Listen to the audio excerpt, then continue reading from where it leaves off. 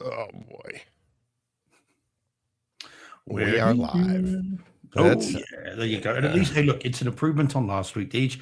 It didn't immediately kick you out and then reboot itself.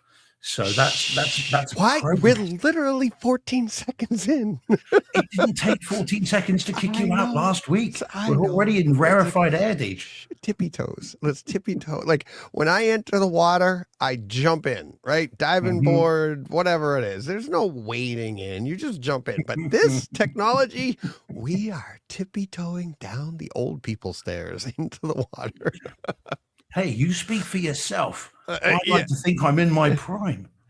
Yeah, well, I was in prime. How bad was your youth? Oh, yeah, exactly. That's a good This question. is your prime. Holy cow. No comment. No, that's a funny thing. That me growing up, I never played hockey growing up. And I literally, like when I started coaching Joe, I ramped it up. And that was in my 30s, and I'm learning stuff that I didn't even know what terms were because now I'm coaching, and then because I never got coached, everything I did I taught myself. So I ramped it up, and people were telling me like into my late 30s is kind of 30s into my 40s is where I peaked hockey skill wise.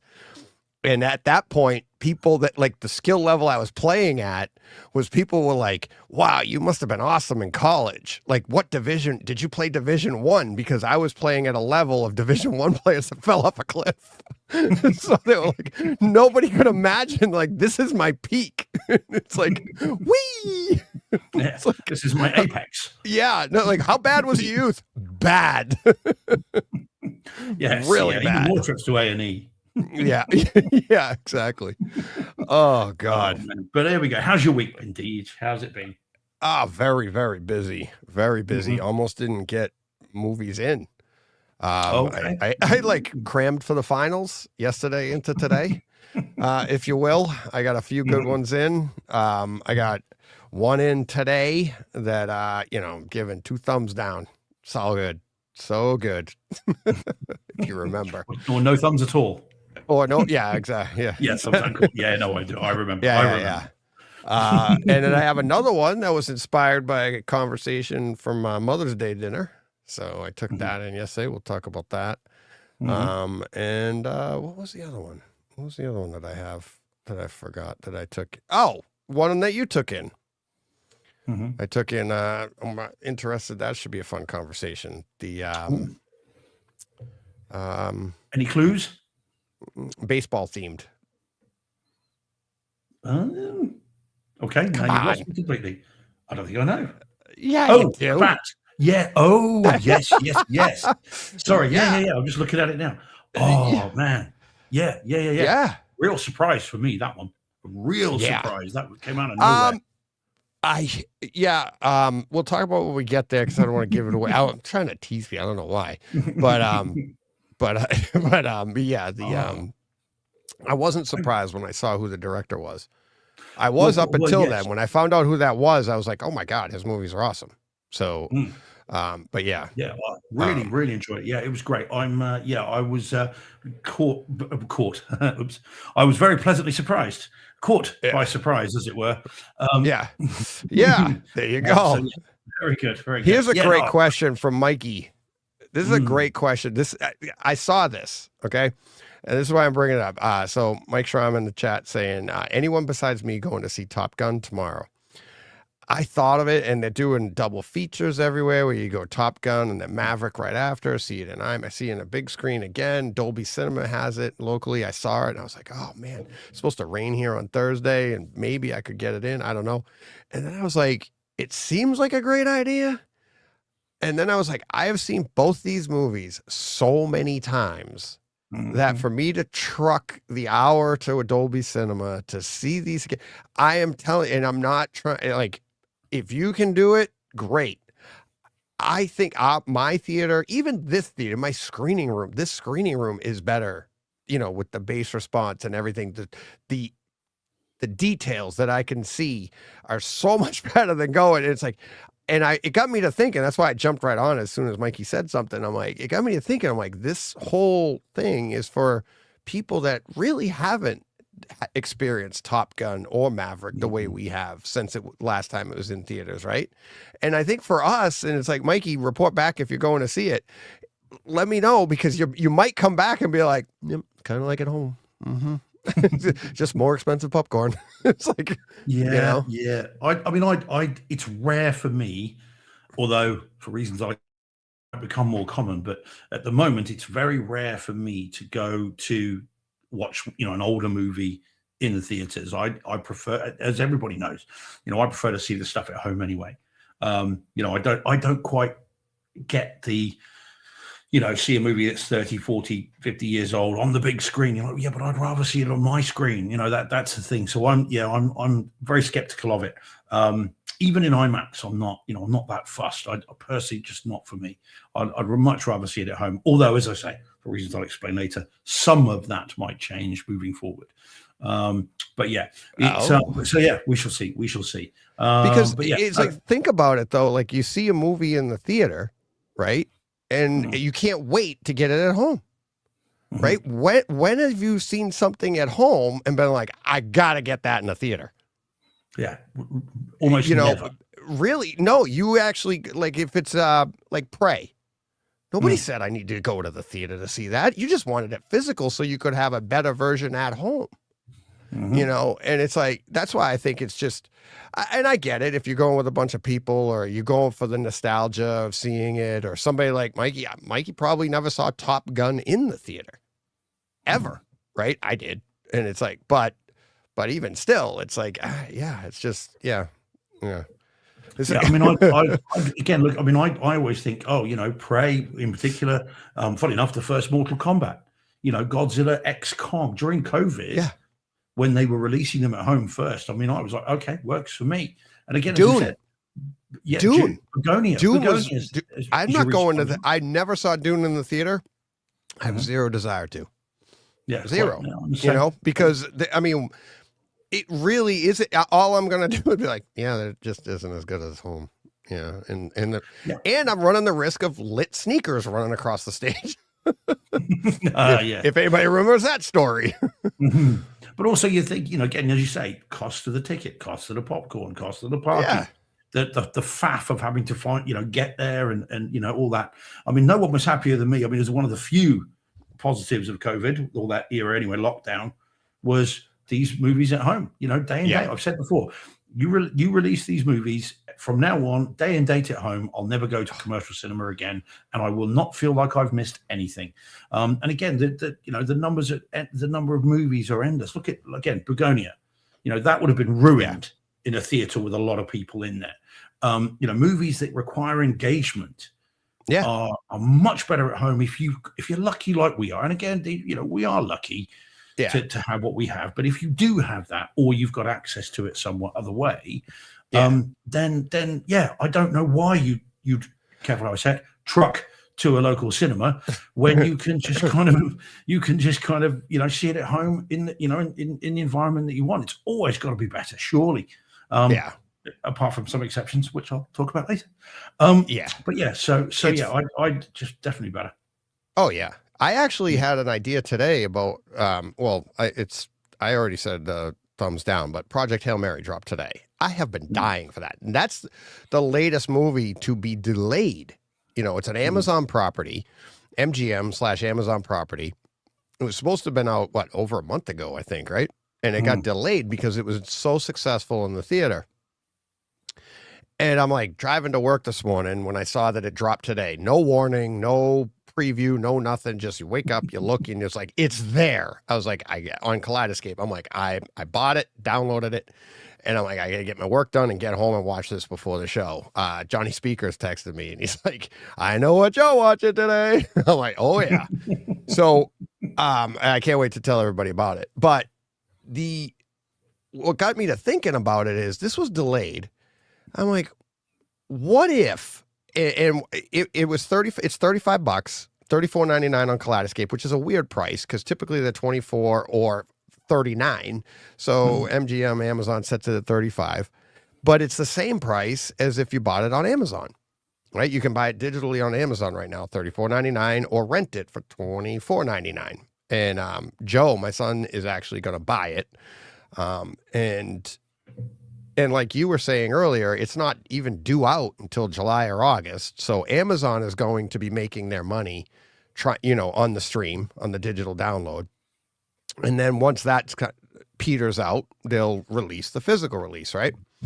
That makes sense, business model wise. What if, and somebody like Kaleidoscape would be somebody that you could do it with, because everything's proprietary. There's no way to export it off of there. And I'm not kidding. It's like if they offered when it was supposed to be out, or like kind of like not a Half-Life, but like early release, like it's not digital, it's not anything. If they had offered this a month ago for $100 and told you it's not due out, I would have been like, take my money, my money, right? You're getting an exclusive. And I literally want to contact Kaleidoscape and be like, offer it to the studios. It's just money, right? It's just like, and excited people, like, imagine how much money they could have made with Maverick doing something like that, an exclusive, like, and you create an exclusive badge, and it's like, I'm dying for it. And I can't be the only one that's like that. And it's like, it's going to come out anyways. So what's the harm? Yeah. Sorry, go on, Dave. Sorry. No. Go ahead. Please stop me. Yes, I do agree. And I would be that person too. I mean, obviously not with Kaleidoscape, haven't got one, but if it was offered to me via a digital stream, for instance, day and date, and they said you can spend £25, going to see a theater, or you can have it at home for 50, then don't literally double the price. I'd be like, okay, sold. Okay, fine, I'll do that. And more, I think I probably would. But I suppose they would argue, and again, we need John Thompson for this, don't we? Because he's the expert in terms of the financials. But I suspect they will say that is going to then cannibalize the theatrical numbers. And it seems to be that's where they get their, that's the headline, isn't it? It's done really well opening weekend, and I suppose they don't want, although I appreciate, we barely register, but I'm sure that they don't want anything cannibalizing that number. Correct. And that's going to be because of shareholders and publicity and marketing, and that's the reason they release movies on Wednesdays, so they have a huge opening weekend. That's the whole point. Yeah, when they do Tuesdays here. Yeah, but that's why they release like most times the theatrical releases are Friday. Yeah. Yeah, but sometimes they'll release them on a Wednesday, and they do it on a Wednesday so they can say, look at how big it's a holiday weekend. Yeah, they'll be like weekend sales. Yeah, Wednesday to Monday. Like, exactly that. And that's all about headline. Right. Look how much we made. And so I'm sure that they're like, anything that cannibalizes that is a no-go. Yeah. But I'm with you. Hell yeah. Look, studios, if you're listening, by all means. I would be willing to, like, I even was thinking, like, spitballing, because I thought the same thing. I'm like, what if it's like, proof of purchase, or you'd be like, I've seen it 3 times in the theater. I'm dying to get this at home. I'm not it's not a risk. And to your point that you made earlier, it's like, it's such a small percentage, it's not going to cannibalize something like that, because how many people would be willing to pay that much money in the first place and experience it the way we do? It's not a lot, right?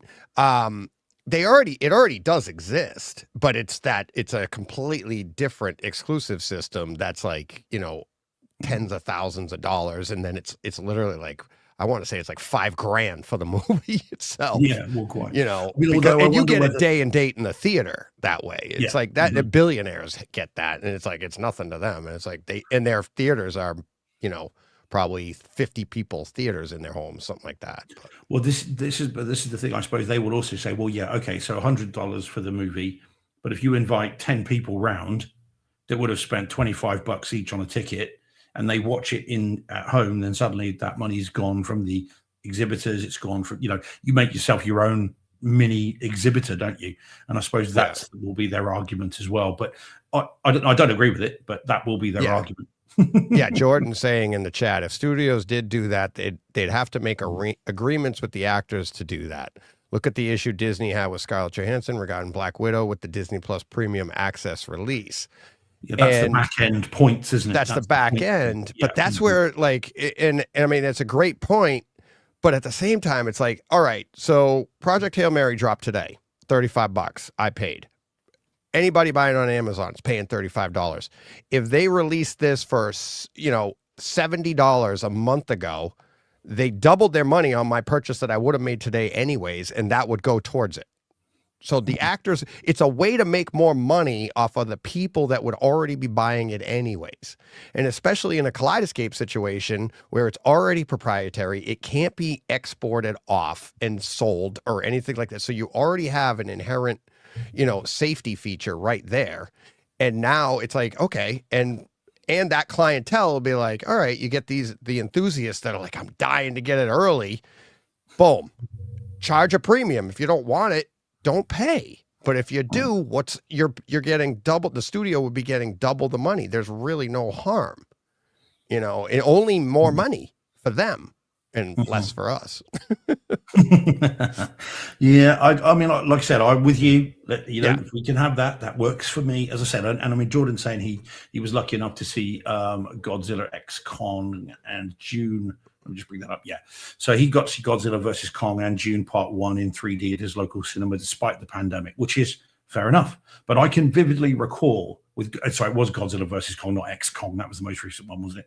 Yeah. So Godzilla versus Kong, I remember it dropped on a Saturday morning, or at least I had a Saturday morning, and we did a premiere in Cinema George with popcorn and, drinks in the Cinema George cups and made a real fuss of it. And that was a lot of fun. And I had a great time doing that. And again, and with the room rocking, and I'd rather have that than going to see it at theaters if I could with every movie. That would work for me. Oh, yeah. But there it is. We can but ask and can but hope. I know. I mean, what's the harm in asking, right? Yeah, there you go. Don't ask, don't get. But there we go. All right, should we start the show then, Deej? And then I can say hi to everyone in the chat properly, and then we'll we have a subject to talk about. We have an article brought to us by a listener today that we'll have a quick discussion on. So, but yeah, let me see. Where's the thing?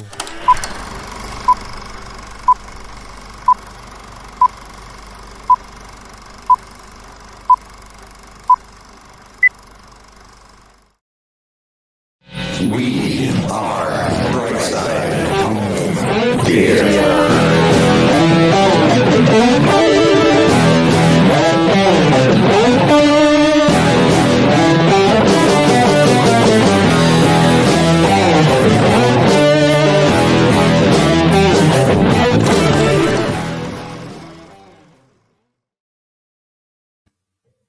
Hey, home theater nerds, welcome to the Brightside Home Theater Podcast. The Home Theater Podcast, wow. Let me start over. That was bad. What happened? I'm multitasking. I was setting pictures up. Multi-award winning.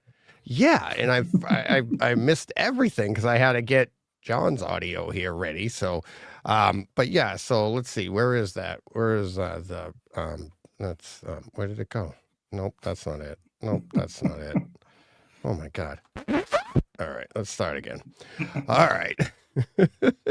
Hey, home theater. Yeah. Oh, see, now oh God. All right. Do I have to run the Too eager. Come on, wait for the go. And yeah. Action. All right. And action. All right. I can't now. Now I feel like John when he's trying to do the disclaimer. You remember that outtake? Oh my God. All right. Here we go. 1, 2, 3. Hey, home theater nerds. Welcome to the Brightside Home Theater Podcast, the multi-award-winning giving and receiving home theater podcast. It's all about the experiences, the sights, the sounds, the scenes. My line's easier, Peach. Yeah, I never miss my one. Mine's easier. Yeah, you miss your mark. Yeah, thanks. So here we are. Right, let me say hi to everyone in the chat then, Deej. Let's do this. Yes, let's do that. Then let's talk our legal shenanigans. Yeah. Right. So first in was someone called Brightside HT with 2 thumbs down. It shouldn't have been me. I was replying to people. Okay. All right. Well, it's reset again. It's done its thing again. Well, I tell you what, let's do that. There we go. So then Steve Att was in saying no one here either. One on Steve. I'm glad you're in the chat though. And then Mikey's in. Hey, Mikey. We know he's still in. Paul Hurt's in. Hey, Paul. Dom's in as well, saying bonsoir. But I think he may have already checked out because he's off to a theme park with his wife and children tomorrow for a couple of days, so might tune in at the end. But does say he saw The Housemaid on 4K, and it was a very fun movie. Didn't see the twists and turns coming. Good stuff. Glad Nice. you enjoyed it, Dom. Yeah. Good man. And Rach is in. Hey, Rach. Johnny Speakers is in as well. Hey, Johnny. How you doing, buddy? Johnny. And we have got Jordan's in, as we know. Hey, Jordan. Hey, Jordan. And Jay Van Gool's in. Hey, Jay. Nice to see you, bud. And then we've got this now. And then we have a Pixel Ray Ted. I think that's new. If you are Pixel Ray, nice to see you. Nice. Saying this says, hey, Steve, is there anything we could do to get John Thompson set up with a proper microphone? I enjoy his stories, but not so much the audio quality. He's the expert. Yeah. Pixel Ray. We're not going to tell him things like that. Yeah. Well, he's forgotten more about microphones than we'll ever know. So, yeah. I'll tell you something. It's like, well, and I've said this to a lot of people that have been on the show, that have done Takeover Tuesdays. From listeners to professionals, experts or whatever. I always say it's not about the audio quality. It's the topic. It's the content. Yeah. That's what you're looking for. And I will tell you this about John, that last one that we did, him and I had a back and forth, and I was like, hey, let's stop. Because a week earlier, him and I had like a 2-3 hour conversation just off the cuff. And we're like, every time we hang up the phone, we're like, we should have recorded this. So this one here in particular, we were talking, and I'm like, let's do a show. And he was gracious enough to do it. And he has the 5-hour time difference. And I'm not kidding you. He did that one from bed. It was like 1 a.m. to him when we did that show. And it was like, all right, we got to, and I'm like, are you sure? And it's like, yeah, because it's funny because he'll ask me, he goes, are we doing audio? Are we doing video? And I'm like, nope. Only the audio goes out. And he's like, okay. So he was cool with it. And he goes, let's do it. So yeah, he could probably get an incredible setup, but I don't require it. And I actually appreciate it for somebody like John, because then when listeners come on, they don't feel bad if their audio doesn't have to be pristine. Right. And it's like, it makes it a level playing field, and it's not about the audio quality. It's about the conversation. So fair enough. And but I do appreciate that people like good audio quality.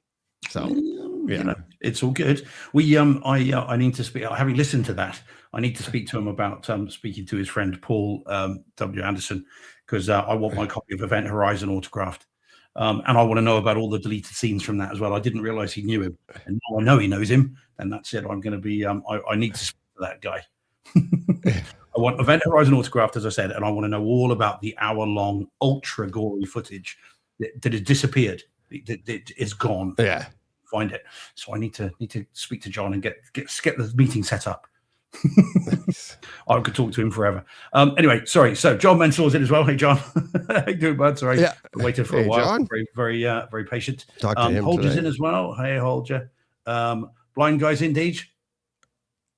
There you go. Excellent. There we go. Good. Very good. Give him the wave. And then Captain AC3 is in as well. Hey, Captain. And in fairness to Pixel Ray Ted, he said, I know. He does say, I know. He is the man. He very much is. And we are very lucky to be able to talk to him and have him talk to us an awful lot. Yeah. Just all John, all of the professionals, experts, listeners, anybody that's come on here, it's been awesome. So we always kind of, even after, I mean, we've met John, we know John, he's good as gold. He's as down to earth as anyone you can imagine. And still, I mean, I did when I went to BAFTA, although I do every time he starts talking about people that I can only dream of meeting. But be it him or Joel Silver or any of the guys from Kaleidoscape, I think we always we kind of rub our eyes a little bit afterwards. Just go, can't quite believe that we're talking to these people. And I know, Deej, you're way more kind of linked in with this than I am. But when I do as well, it's just like, I just can't quite believe that somehow this has all happened. Yeah. Yeah. And it's, I mean, like meeting Joe Klusnick. Joe Klusnick has been, he just started, or is a listener of the show, but just his interactions and his passion going from, he loves it just like us, got into it, went to CEDIA, becomes a CEDIA member, does all of, the courses and stuff like that. And just because of that, and then he hears me doing my show and he's like, hey, would you be interested in talking to,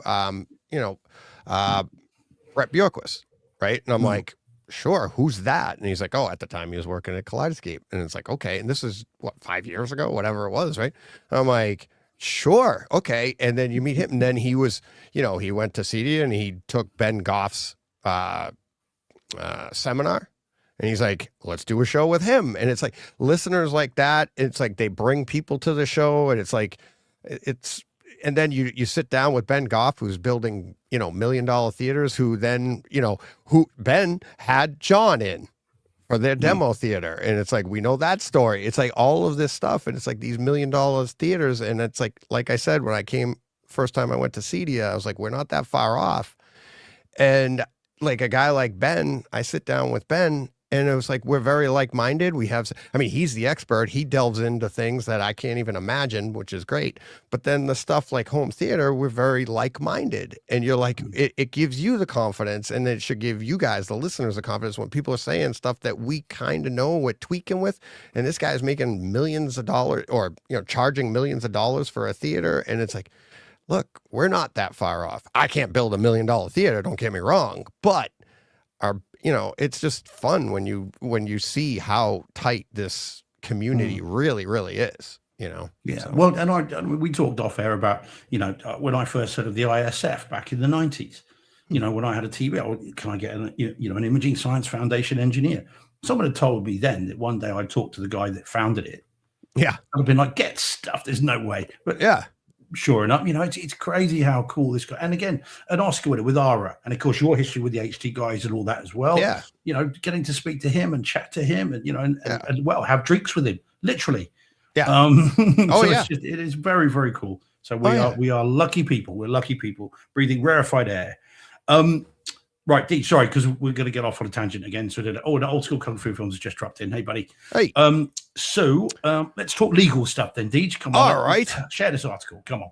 Okay. So this was actually sent to me by, speaking of listeners, Trevor White. I got an email this morning, and it says an article, abcnews.com, officers sue Ben Affleck and Matt Damon, claiming details in The Rip are too real.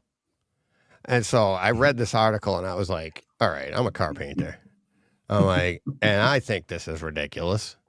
I read the whole article, and I'm like, we'll give you a brief overview of that. So I'm like, I got to send this to Steve. I'm like, being a lawyer, and it's like, and obviously Steve reads it, jump to the punchline. He agrees. This is ridiculous. So the overview of the article is these two, is it Miami cops? I think. Yeah, I think it so. is. Yeah.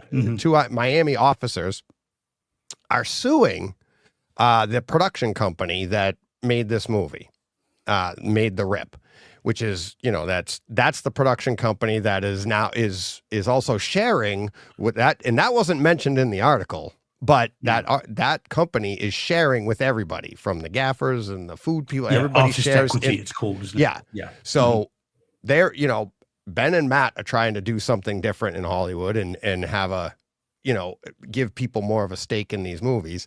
And these cops, apparently officers, are saying that the movie was so accurate that they had a case similar to this, and people are accusing them of being bad cops. And in their lawsuit, they don't even mention which characters are representing them. So they're just saying this movie in general has their friends and family saying, is this you? Did you steal money? So they decided to sue them. And I'm like, that can't be. That's like, every movie could be like, all right, hey, I was, have you ever seen, what's the movie with Charlie Sheen and Emilio Estevez, where they're the garbage men?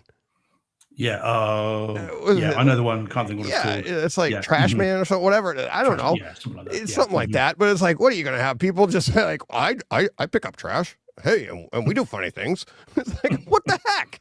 It's actually, like, there's no grounds. Well, it's funny you said that. I am taking Men at Work. That's the one. Well done, Mikey. Yeah, Mikey. I am taking Warner Brothers to court because apparently Keanu Reeves was a defense lawyer and he was working for the devil. So I don't want it suggested that in any way that I am linked in any way to Satan or Beelzebub. So I'm hoping that lawsuit's going to win me loads of cash. Yeah.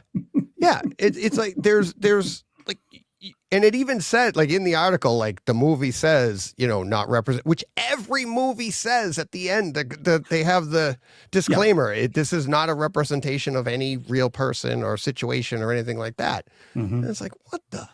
Didn't they, it doesn't, I mean, it feels like a long time ago I've seen it. I mean, this is the other funny thing. Of course, this lawsuit just blows this story wide open and reminds everybody about the movie, which, to be honest with you, Deej, if you'd put a gun to my head and said, what was the name of that film? Well, I couldn't have remembered it. But also, I don't remember it saying it's a true story. Do you? It never did. It never did. It never said based on a true story. It said never based on events or based on anything. And if it did, usually when they do that, they have the people involved with the movie that are giving them like the inside. So they basically took a situation that probably is real. And as they said in the article, it's like, it's all public knowledge, what the case they were working on. So if they took a public information and made a movie out of it, it doesn't mean that you're like, it's you. And by you actually putting this out there, you're bringing the attention to yourself that it's like, why you feel so guilty about this? Like, did you steal money? Did you do that? Like, well, this is the thing. Defamation law. I mean, it's different over there than it is here. And people choose very carefully which jurisdiction they sue under, depending on the nature of the case. Now, I'm a criminal defense lawyer. I know nothing about defamation cases. And just to be clear, Deej, this is not legal advice to anybody or anyone or any entity or anything like that. I better be clear about that. Terms and conditions apply. But in terms of the defamation is famous over here for claimants who have brought a case to court, and all they've done is actually just highlighted the problem that they were trying to bury. There was a famous soap actor over here that tried it because he was called Boring. I do know the names. I'm just not going to say them. He was apparently called Boring in the press, and he didn't like that. So he decided to sue the organization that put that article out, thereby bringing attention to the fact that he may or may not be boring. McDonald's did it. McDonald's, they got sued because they sued protesters that were outside of McDonald's who were saying that the food is, bad, this, that, and the other. That's what they said, again, allegedly. So you had people outside passing out leaflets to people saying, don't eat in McDonald's because food X, Y, Z. McDonald's sued these protesters who've got no money, so they were never going to get anything out of it. And of course, that means it guarantees months and months and months and months of headlines around the world saying McDonald's food, don't do this, that, and the other. And I think McDonald's won that. But what did they get out of it? Nothing. And all they got was bad publicity. Oh yeah. So it's odd. But we were talking earlier. I mean, so this idea that, so would a lawyer taking on this case forewarn them and say, look, here's the problem? Any decent lawyer would, should, and must. Certainly in the UK. I'm only talking about over here. I'm not a US lawyer, but over here, it is very common. It's important that when you take a client on, you advise them carefully. And I'm now talking about criminal stuff. You advise them carefully about the evidence, the nature of the case against them, or if they're bringing a case against someone else, likelihood of success. And it is not uncommon to have a client say, I don't care what you say. Thank you for your expert analysis, but I don't care what you say. I'm going to do X, Y, Z. Right. And then what you do in that case is you get signed instructions from your client that says, you've been warned that this is what's going to happen. And you're paying me regardless. And you're signing here. That's fine. Yeah. Okay, let's go for it. And it happens all the time. And I mean, okay, occasionally they are correct. And we have had one or two over the decades I've been doing this that have somehow secured an acquittal when they were told you haven't got a hope in hell. Yeah. And I won't go into details because I was thinking about these, but I won't, because again, that's potential confidentiality issues. Even generically, it's a problem. Yeah. But the reality is, so you as a lawyer, you're not responsible for the efficacy of your client's case or the strength of your client's case. You're not responsible for that. You take the instructions they give you. You give them a warning if it's need be, and then you advance their instructions. And you're actually in a lot of trouble if you don't do that. Right. If you take a client and go, I don't like that case, I don't want that case, I'm going to get rid of that client, that would put you in a lot of problems ethically anyway. and they could complain, and they would have a complaint that would be fairly valid. And I think that way danger lies, because you're then picking the clients as to whether you like them or like their case or not. And that's not a good way to do things. So yeah, seems like a silly case. Again, not legal advice from my point of view, but just looking at it from the outside in. But who knows? You know, who can say? Who can say? It is in Florida, so you know, weird things happen in Florida, from what I understand. I just think like how this, like, imagine if they won, what that would do to movies. Like it's already like somebody actually asked, where is it? Here it is. Paul Hurt saying, if I wrote a screenplay based on when my best friend was kidnapped and almost murdered in Amsterdam, do I have to track down and pay the perpetrator for rights? It's like, no, the way they get around is they change the names, right? And we're like, we didn't say it was you.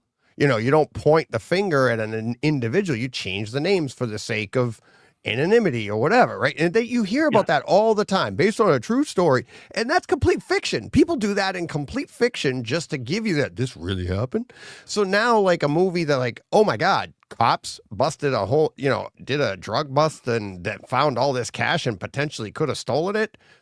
That's not the first movie made to do that. Like, you know, and doesn't tar all cops, does it? It doesn't then say, right, every police officer does that. I mean, and it's like there were like, I thought Affleck and Damon in the movie were the good guys, and they caught the bad guys. So they're saying, like, they haven't said who these two officers haven't said who they are, but clearly they're not Damon and Affleck's characters. Because they'd be like, yeah, that was us. Nope, they were the bad guys that got caught, and they're telling the world that right now.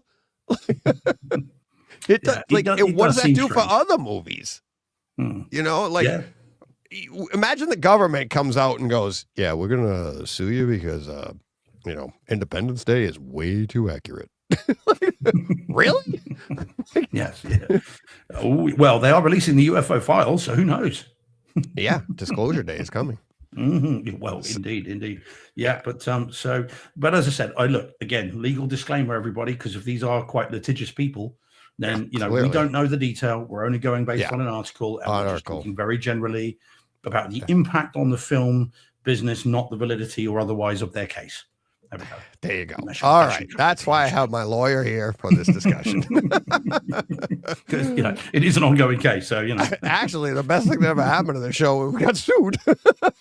You speak for yourself. I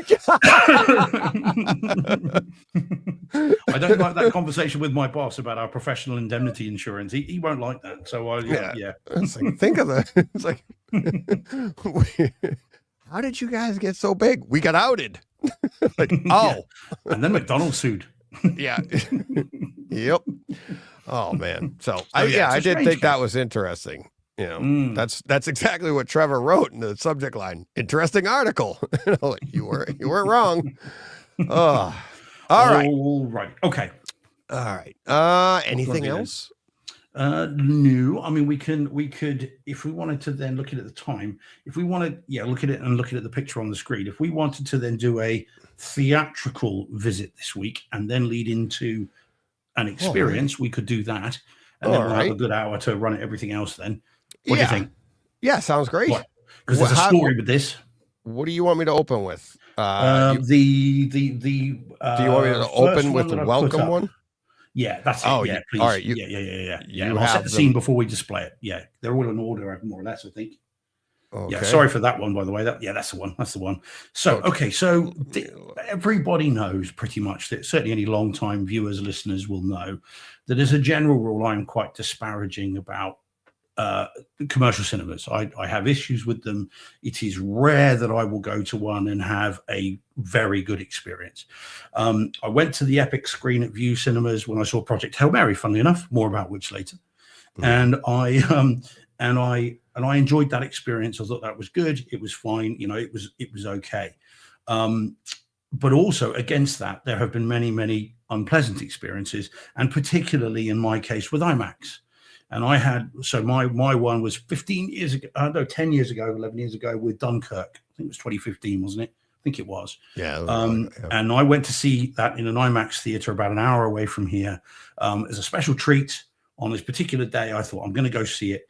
And I saw Dunkirk, and I had a horrible, horrible experience watching this film in an ear-splitting volume where the speakers were rattling in their cabinets, and people in the audience were doing this, and it felt like someone had stuck a saucepan over my head and whacked it with a poker for 2 hours, and it was excruciating and very unpleasant. And I have not been back to an IMAX theater since, and I've steered clear of it. And a lot of people, when we talked about IMAX months and months and months ago, were talking about, it's been, I've got one that's way too loud, or the seats are uncomfortable, and all this stuff.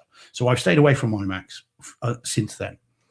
However, a new theater has opened about 30 minutes away from here in a shopping mall in Bristol. Okay. Mm-hmm. Now, this will come back as relevant in a bit. Now, Bristol is about the UK's 8th to 10th largest city.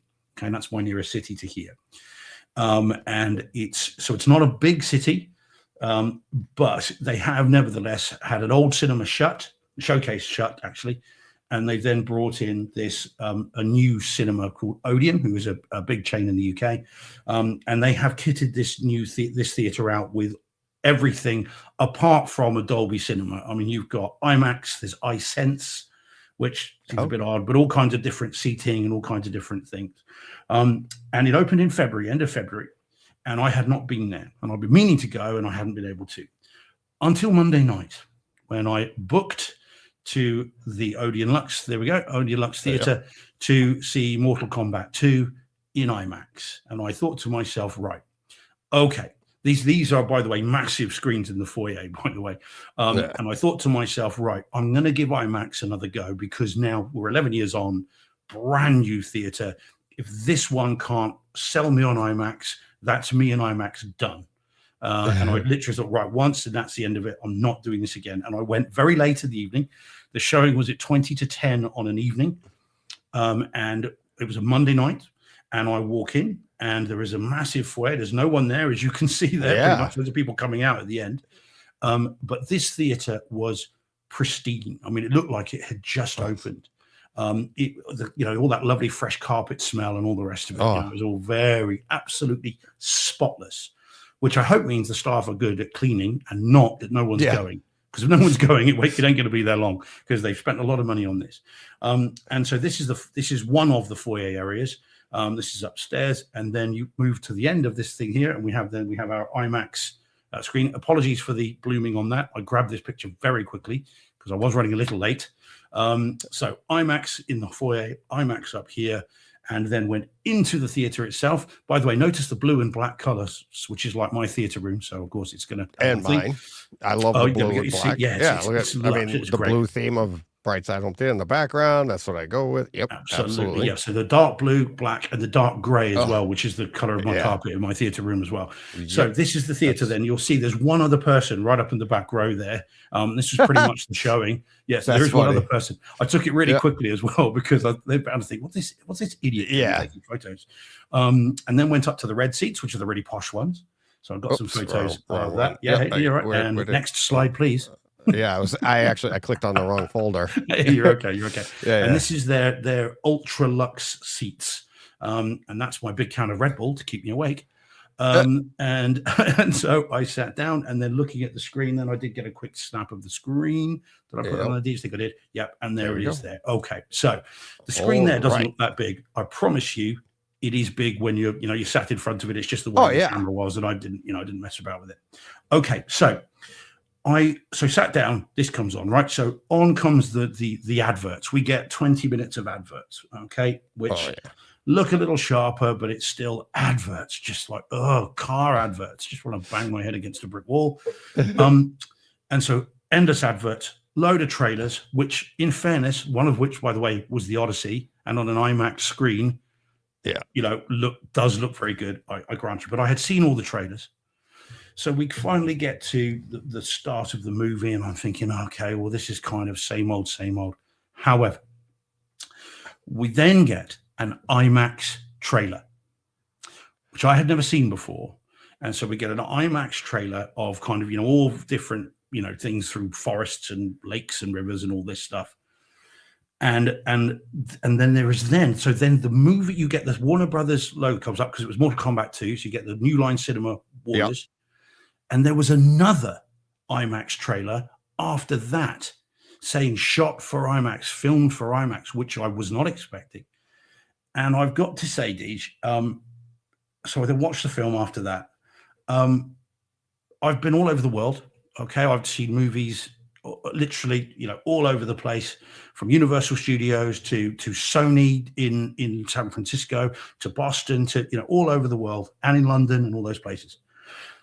This was, without question, the best theatrical experience I have ever seen, bar none, and it's not even close. Wow. This must be what IMAX is all about. It was stunning. And I just honestly, throughout it, I was giggling to myself like a schoolgirl. Yeah. Luckily, there was no one else there to hear. Yeah. Unless that was a schoolgirl in the back, but well, really offended. Yeah. It was fantastic. It blew me away. Now you've got massive screen, razor sharp images, absolutely pin sharp, like I was at home. HDR off the charts. What's very cool is, so Mortal Kombat 2 isn't shot entirely in IMAX, like most movies. So a bit of IMAX, bit of normal. Yeah. And when the ratio changed, there was no discernible color difference in the bars. There was no gray. It was inky black. So when it moved between them, it was like I was at home. So you didn't notice these changes of this thing here, so that was great. And the audio, wow. I mean, this again had, now, we talk about, we have talked about localization issues, about, in a big theater, massive room, and it was big, as you can see. And I was sat right in the middle, halfway up, smack bang in the middle, perfect viewing position. We talk about lack of localization. It's a big room, it's just kind of noisy and a little bit. Now, this had movement, and it did have localization, and it was front to rear right, across to rear left, cross to the front, and then up and over the top and back over, and base to end all base. All the way through this, the floor is going, and you could feel it in the chest. I have never experienced a movie like this in this format, in this way. This was phenomenal. And I mean, yeah, it's great. And so from now on, for me, as long as the theater stays in this condition, which may not be, this is where I will see new releases that are in IMAX all day long. I mean, this is where I'm going to see The Odyssey. This is where I'll see Masters of the Universe. From now on, if it's in IMAX, it is there. It is phenomenal. And anyone in the area, anyone around Bristol in the UK, Southwest, I can't talk about other theaters, but I can tell you this one is superb. And I was blown away, Deej, absolutely blown away. What a cinema. And again, I don't normally say that. Exactly. I can't criticize this at all. Not at all. Not in terms of the experience.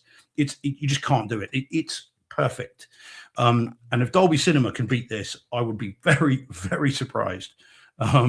It's awesome. I am practically speechless, because we've said this many times. Like, how do you impress us? Right? Like, to go to, like we just said earlier, like, you see it at home. Why would you say, I need to see this in the theater? Would you say it's that good that you would go? Would you say, like, you saw, like we used Prey, for example, which we all love and think it's a great movie. It wasn't released in theaters, and it was like one that we're like, would you say they were showing a screening? Would you be like, I got to see this? No. Okay. All right. No, not quite. I don't think, not quite. Whether I would Jaws or, Raiders of the Lost Ark or something that's absolutely like, that had been reformatted for IMAX, then I might. I might, but I say might. But in terms of newer movies shot with this in mind, and again, The Odyssey looked phenomenal on this. Yeah. So I mean, just that trailer was like, I felt like I was in the screen, And so that it's a no-brainer for that. That is now this and nowhere else. Sorry, Dave, I was going to say, so you're basically saying, like, this is as close as you can get to at home. It's not there, but it's as close as you can get to have that in-theater experience that's close to what we get at home, which is weird for us to say, but, if you're a new listener, you're like, listen to these cocky jerks. But no, you know what I mean? Like, Yeah, oh, it's they all- think yeah, it's it's- all it's- that. it's Oh, you got to everything. know Yeah. us. But it's the intimate environment and stuff. But Yeah, yeah. It blew my mind, and I was not expecting it. I thought, the sound was perfect. It was not too loud, wasn't too quiet, and it moved in ways that I haven't heard theatrical sound move before. And it's awesome. And just to answer, Virtual Robots Revolt. Someone new again? Love that name. That's a fab name. Yeah. Said, is it true 70mm film or a digital projector? This one was in 4K laser. So that's what this one was. But I mean, obviously, I don't know whether the Odyssey will be in 70mm. I don't know. But believe you me, this is something new. And again, as we said last week about studios that are bringing to life older movies and spending money on those, we should champion this kind of exhibition, because this is the thing we say we want. Yeah. And so if Odeon is spending this kind of money, I dread to think, Deej, how much they spent on this, because this must be, I just cannot imagine how much it must have cost them.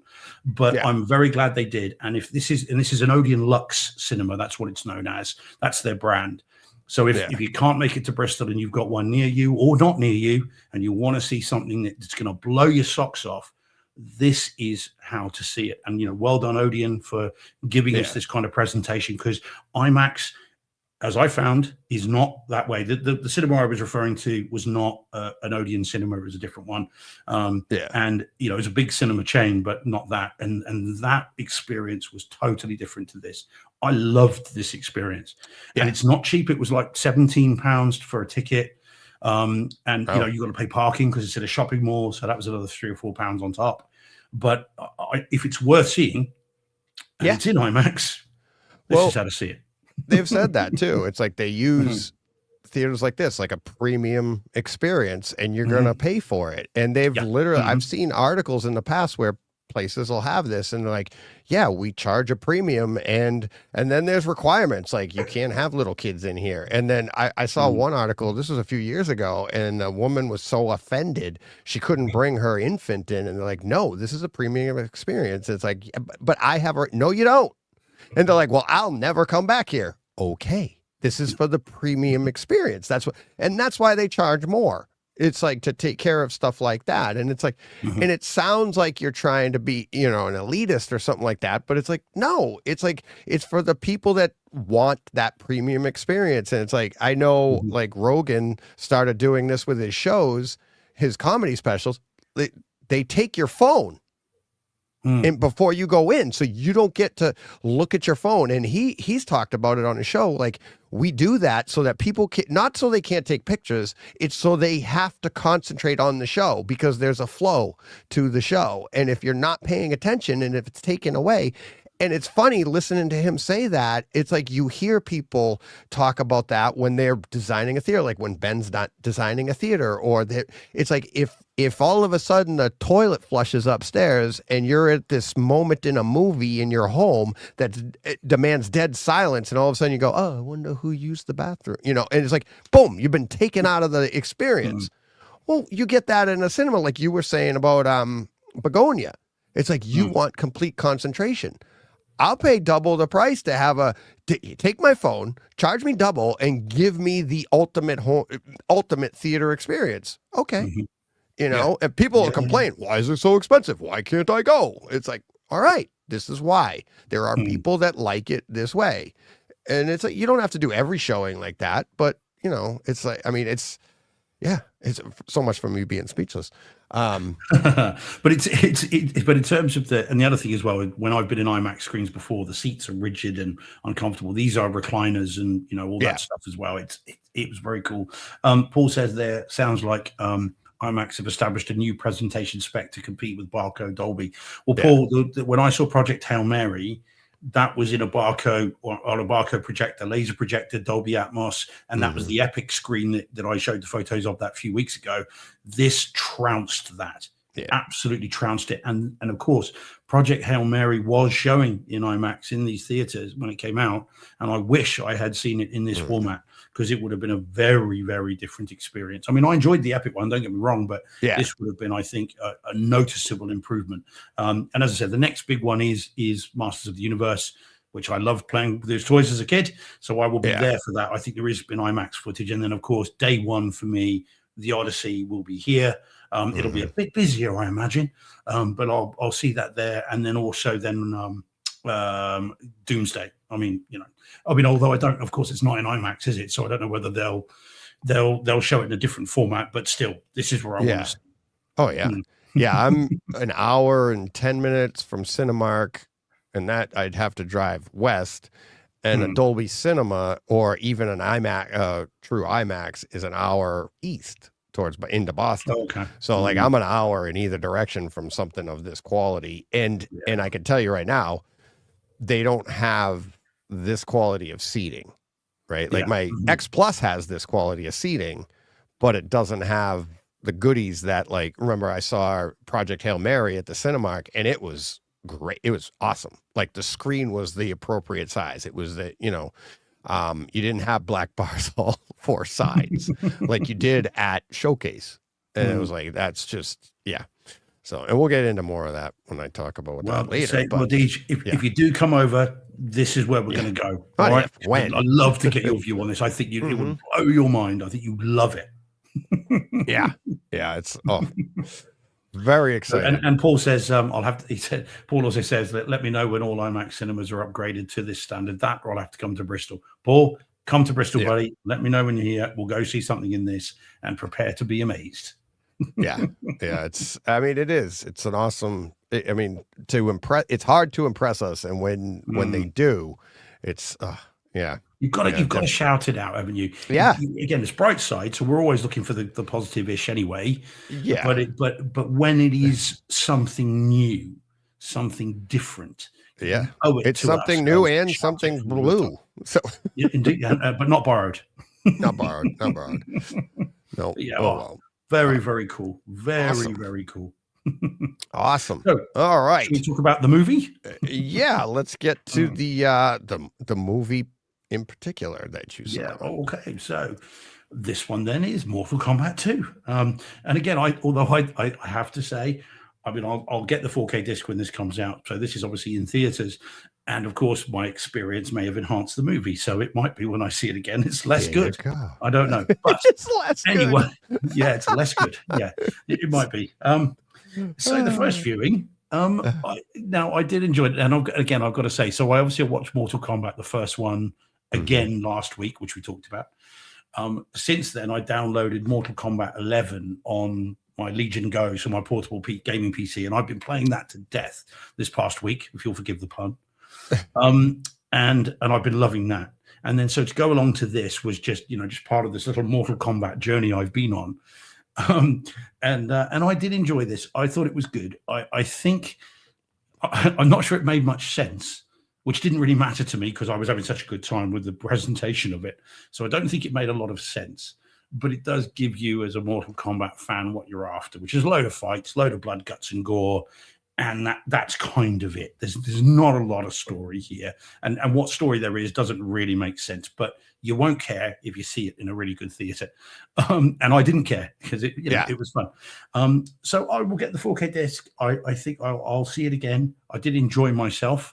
But it's not high art.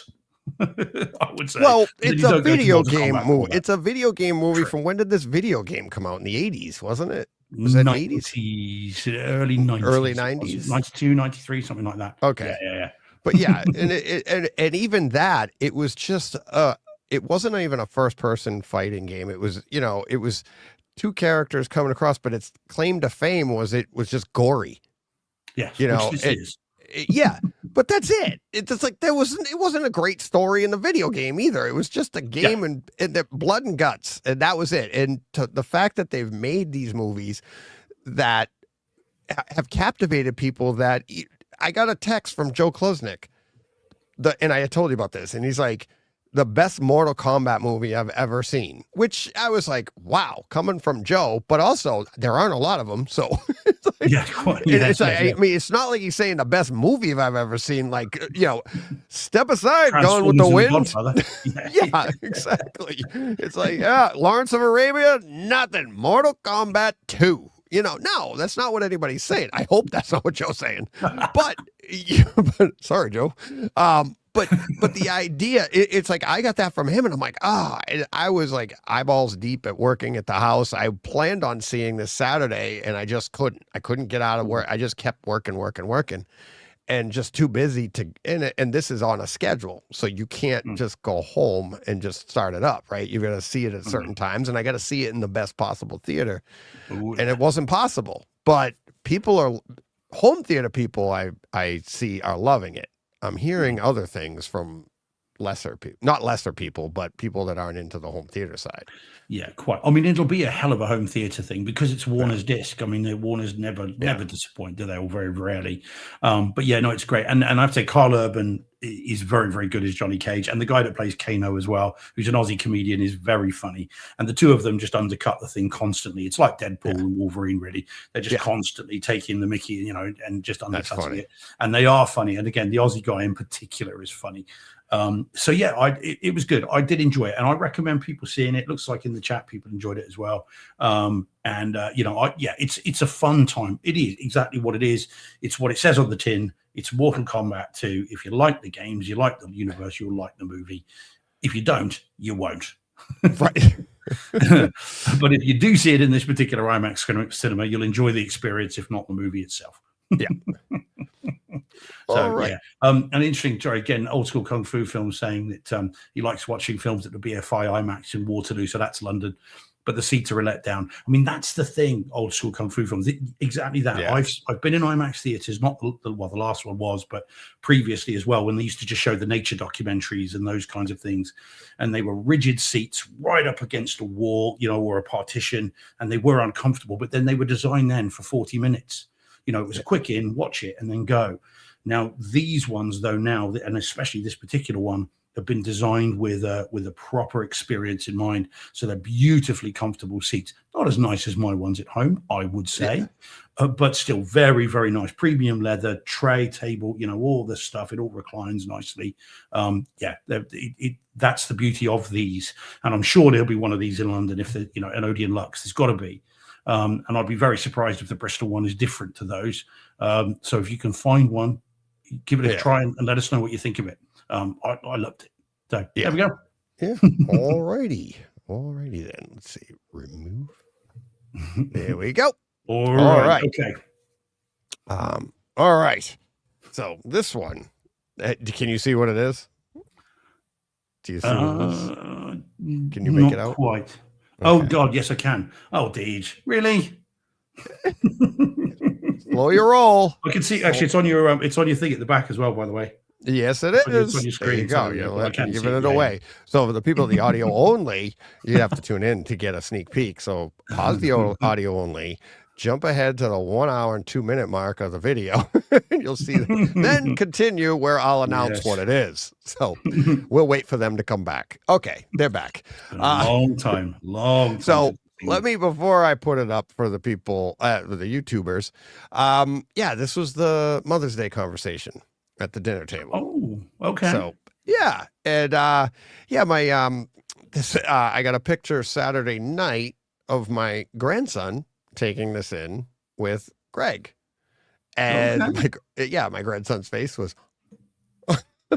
Yes, was the grandson saying to Greg, "Do you understand the words that are coming out of my mouth?" Yeah. So there you go. It's like, so we're talking Rush Hour from what 1998?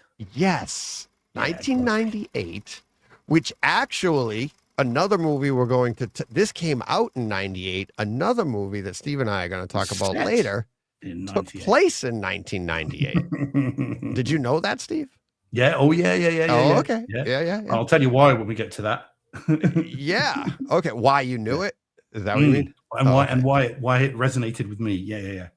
Well, I had to look up when it was because something in the movie. I was like, wait a minute, that ain't right. And we'll talk about it when we get to it. So yeah, this is Rush Hour. Jackie Chan and Chris Tucker. And what was funny is on our Mother's Day conversation, Greg had said he looked it up and it was like the number one, like whatever he looked at for like buddy cop comedy. And I was like, there's no way. And I'm like, comedy, Rush Hour? I'm like, comedy? And I was like, so we had a conversation about it and being like, I'm like, it's like, how is like Beverly Hills Cop not in there? How is that not number one? How is that? And then, you know what I mean? Like it had, and like Greg pulled it up at the table. He's like, wait a minute, look. And it actually like Beverly Hills Cop was like 7th. And like all the movies ahead of it, like the entire millennials. It's like, yeah, exactly. Paul Hurt's like, yeah, not 48 hours. I know we could name a whole bunch of movies that would be ahead of not only this, but like Beverly Hills Cop is like the classic. It's the original. And then when I went to watch Rush Hour, I'm like, he's ripping off Beverly Hills Cop. Like Chris Tucker is acting like Axel Foley. He's like, I mean, they open it kind of that way. They they close it that way. He's like in Beverly Hills Cop, he closes, he's leaving the hotel. Well, in Rush Hour, he's like at the airport and the 2 cops come up behind him, but now they do a different take on it, but it's like the same scene. It's like, but yeah, it's fun. It was it was fun. Then everybody's like, have you seen that before? Have you ever seen it? I'm like, oh yeah, I saw it. And then when you hear that, do you understand the words? Yeah, it's, I mean, the lines, the things. It's good. It's funny. What format's it in, Deej? It is, this is only in HD. Okay. Right, DTS Master Audio 5.1. The Blu-ray is actually 7.1. Yes. Yeah, I remember that. Yeah. And I will tell you that even this on Kaleidoscape, it's the 5.1. It upmixed so good. It really did. I don't know if you remember the scenes, but there's quite a few scenes in this movie, more than you probably remembered. And the only reason I remembered them and the only reason I noticed them is because how well this upmixed with Neural X. So there are scenes where they're inside a building or they're looking inside a building and a helicopter is hovering above with the spotlight on the side of the building. About, I'd say maybe a third of the way or halfway through the movie, there's a scene like that. And then later in the movie, there's a scene, you're actually in the building at the later part and you hear the helicopter over your head. And I was like, I don't ever remember that before. And I even looked it up on Blu-ray.com and saw their review. And this came out in like 2010 on Blu-ray. And they were like, oh, it's nice 7.1 mix or whatever. But they were like, it's not, obviously they're not talking about overheads or anything. But for some reason, this mix really did a good job of putting things overhead that belonged there. And it made it a lot more fun. I really enjoyed that. The picture, it's a 5.1. The movie we're going to talk about later, I thought was literally comparable to this picture quality because of the grain and stuff. And by your nod, that's what we're going to talk about. So this here, the difference is, you know what I noticed about this one? So I wear glasses now. I've talked about it on the show and how like it improves the viewing experience because you could see those minute details. My distance vision isn't that bad, but as I said, it's like that 1% improvement means the difference in a fade or something like that, or a focus of the screen. When you're watching, and I've done it since watching this movie, when you're watching 1080p and I take my glasses off, there is no 1% difference. It's not as great. So I can watch it with glasses on. It looks the same. It's like, it's like, that's the difference I noticed.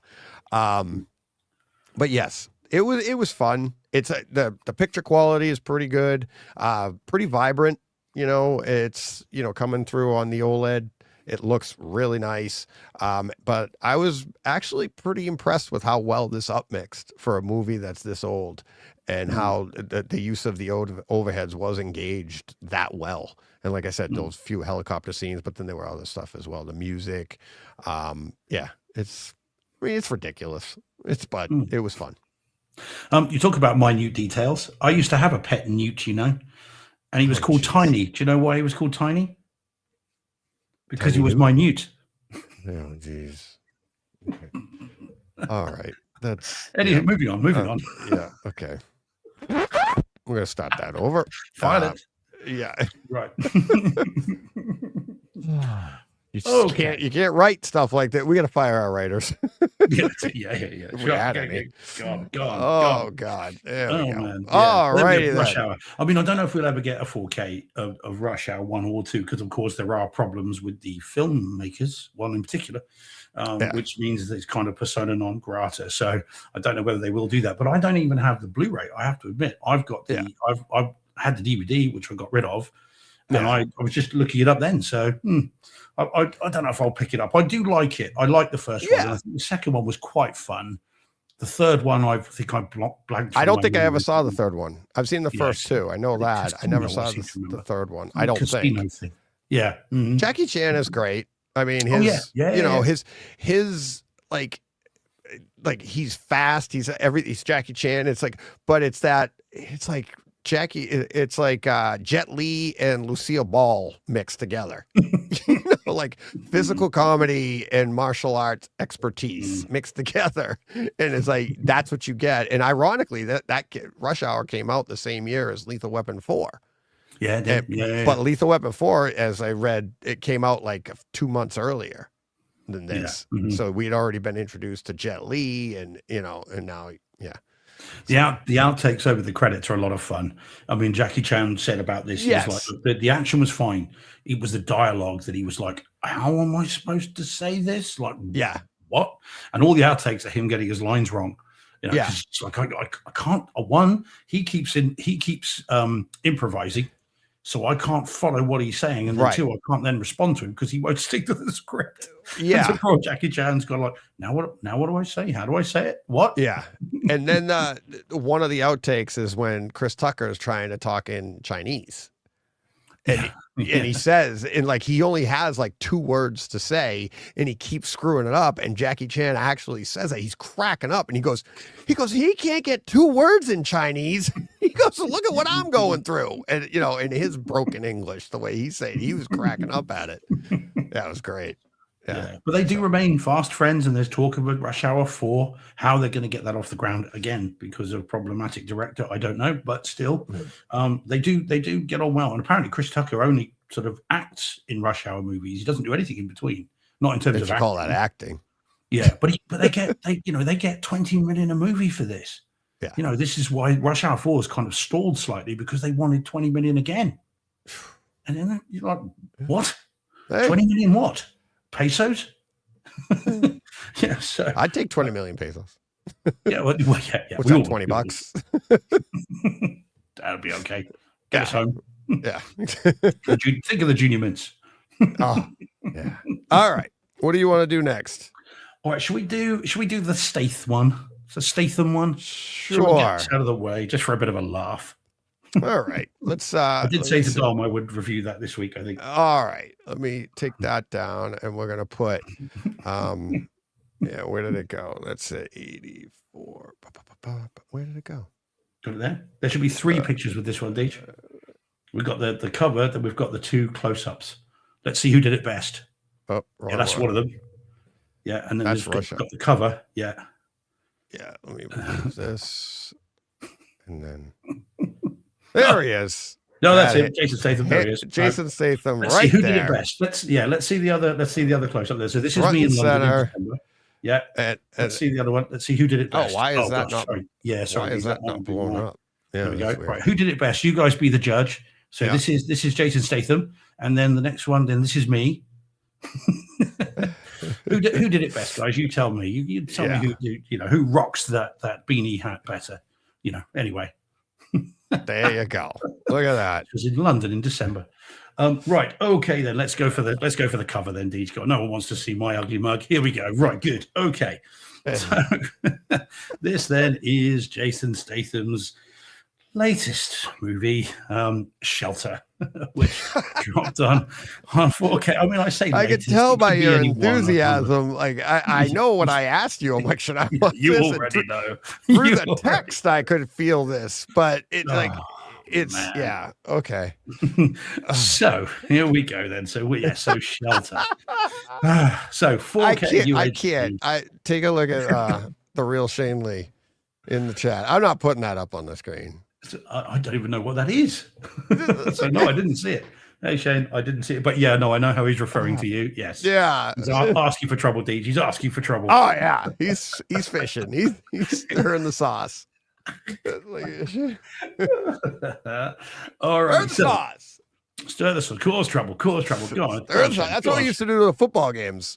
Get everybody go. We're like, come on, everybody. We get the whole row at the football. Stir the sauce. My buddy owned a restaurant, so we're all good at stirring the sauce. At least hasn't told you to drop and give him 20. Right. Okay. So you don't. No. Jay's laughing. Okay. So, right. So Jason Statham's Shelter, everybody. So this is on 4K UHD disc, DTS HD Master Audio 5.1, up mixed to Neural X, which dropped here a couple of weeks ago. Okay, what to say about this? So Jason Statham gets criticized. Remember, this is Brightside. No, I know.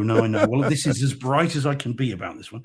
So Jason Statham is criticized routinely for making the same movie over and over and over again.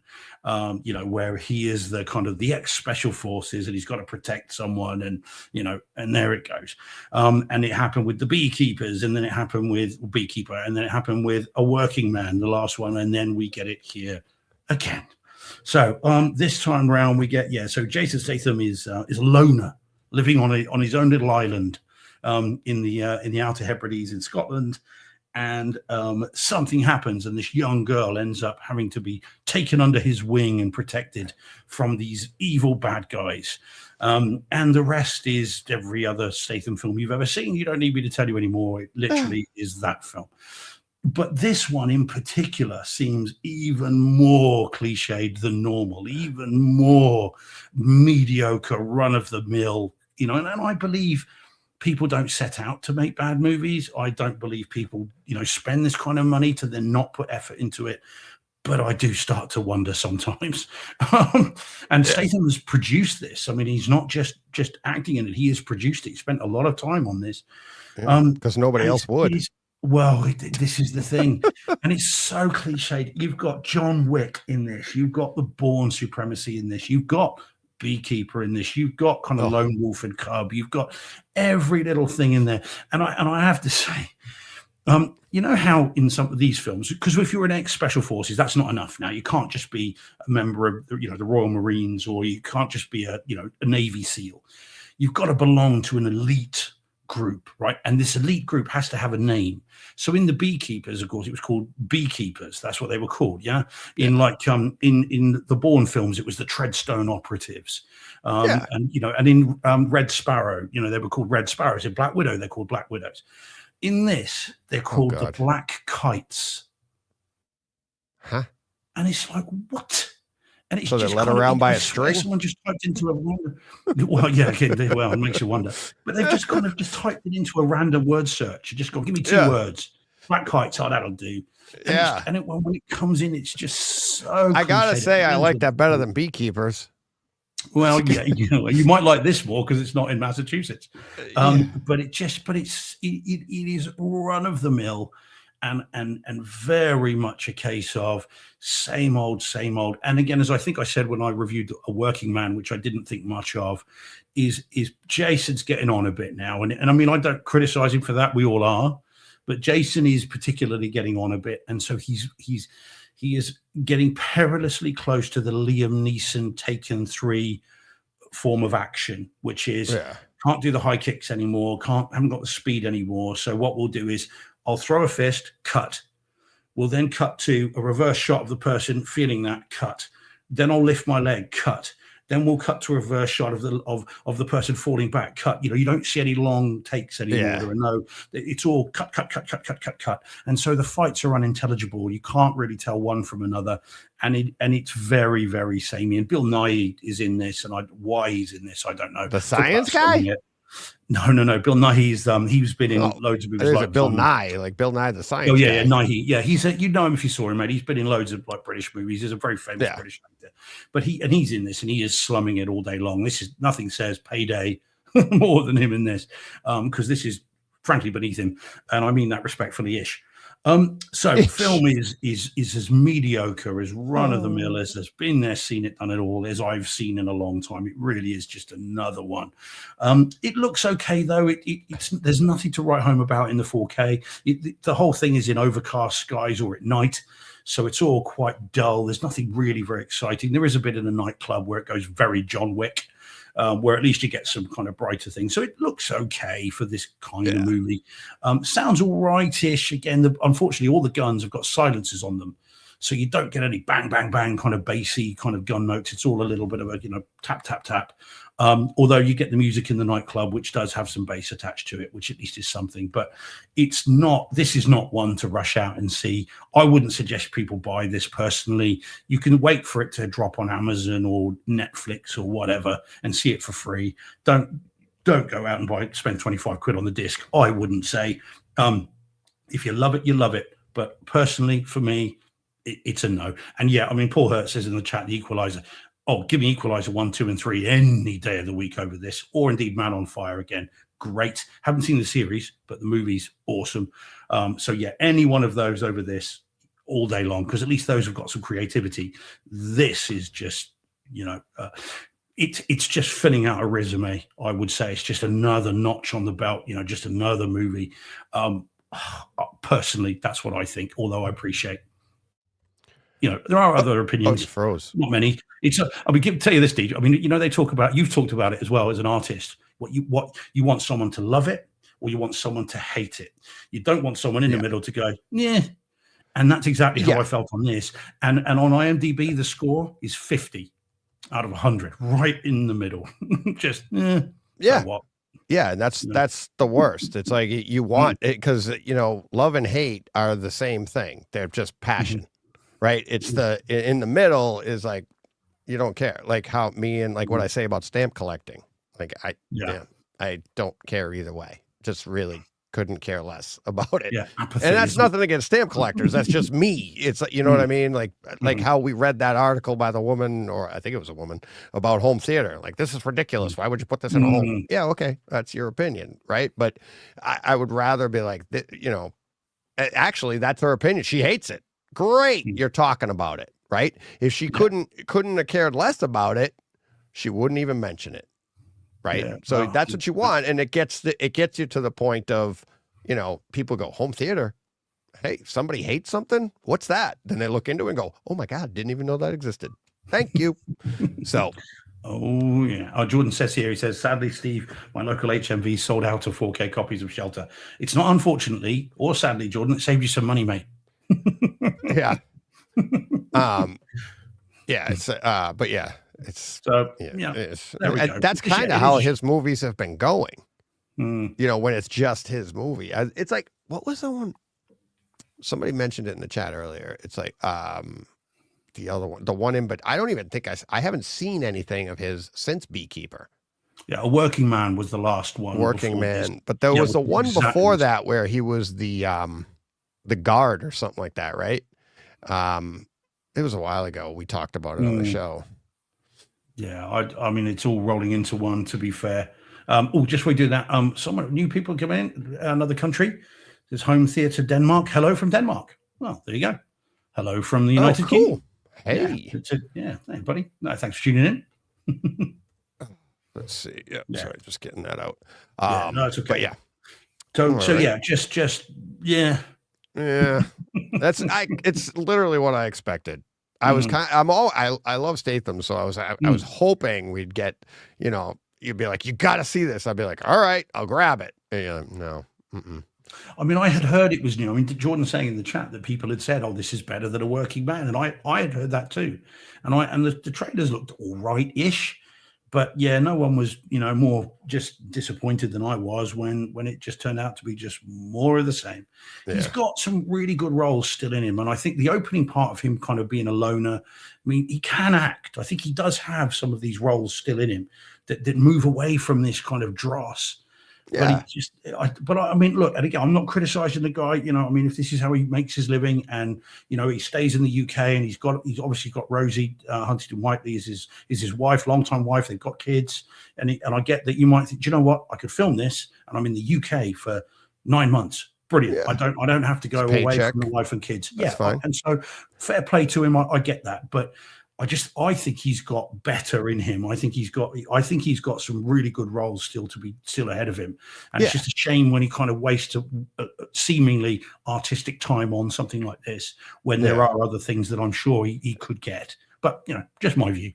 Do you I've thought this before. Do you and he is friends with Bruce Willis, and we all saw Bruce Willis doing this.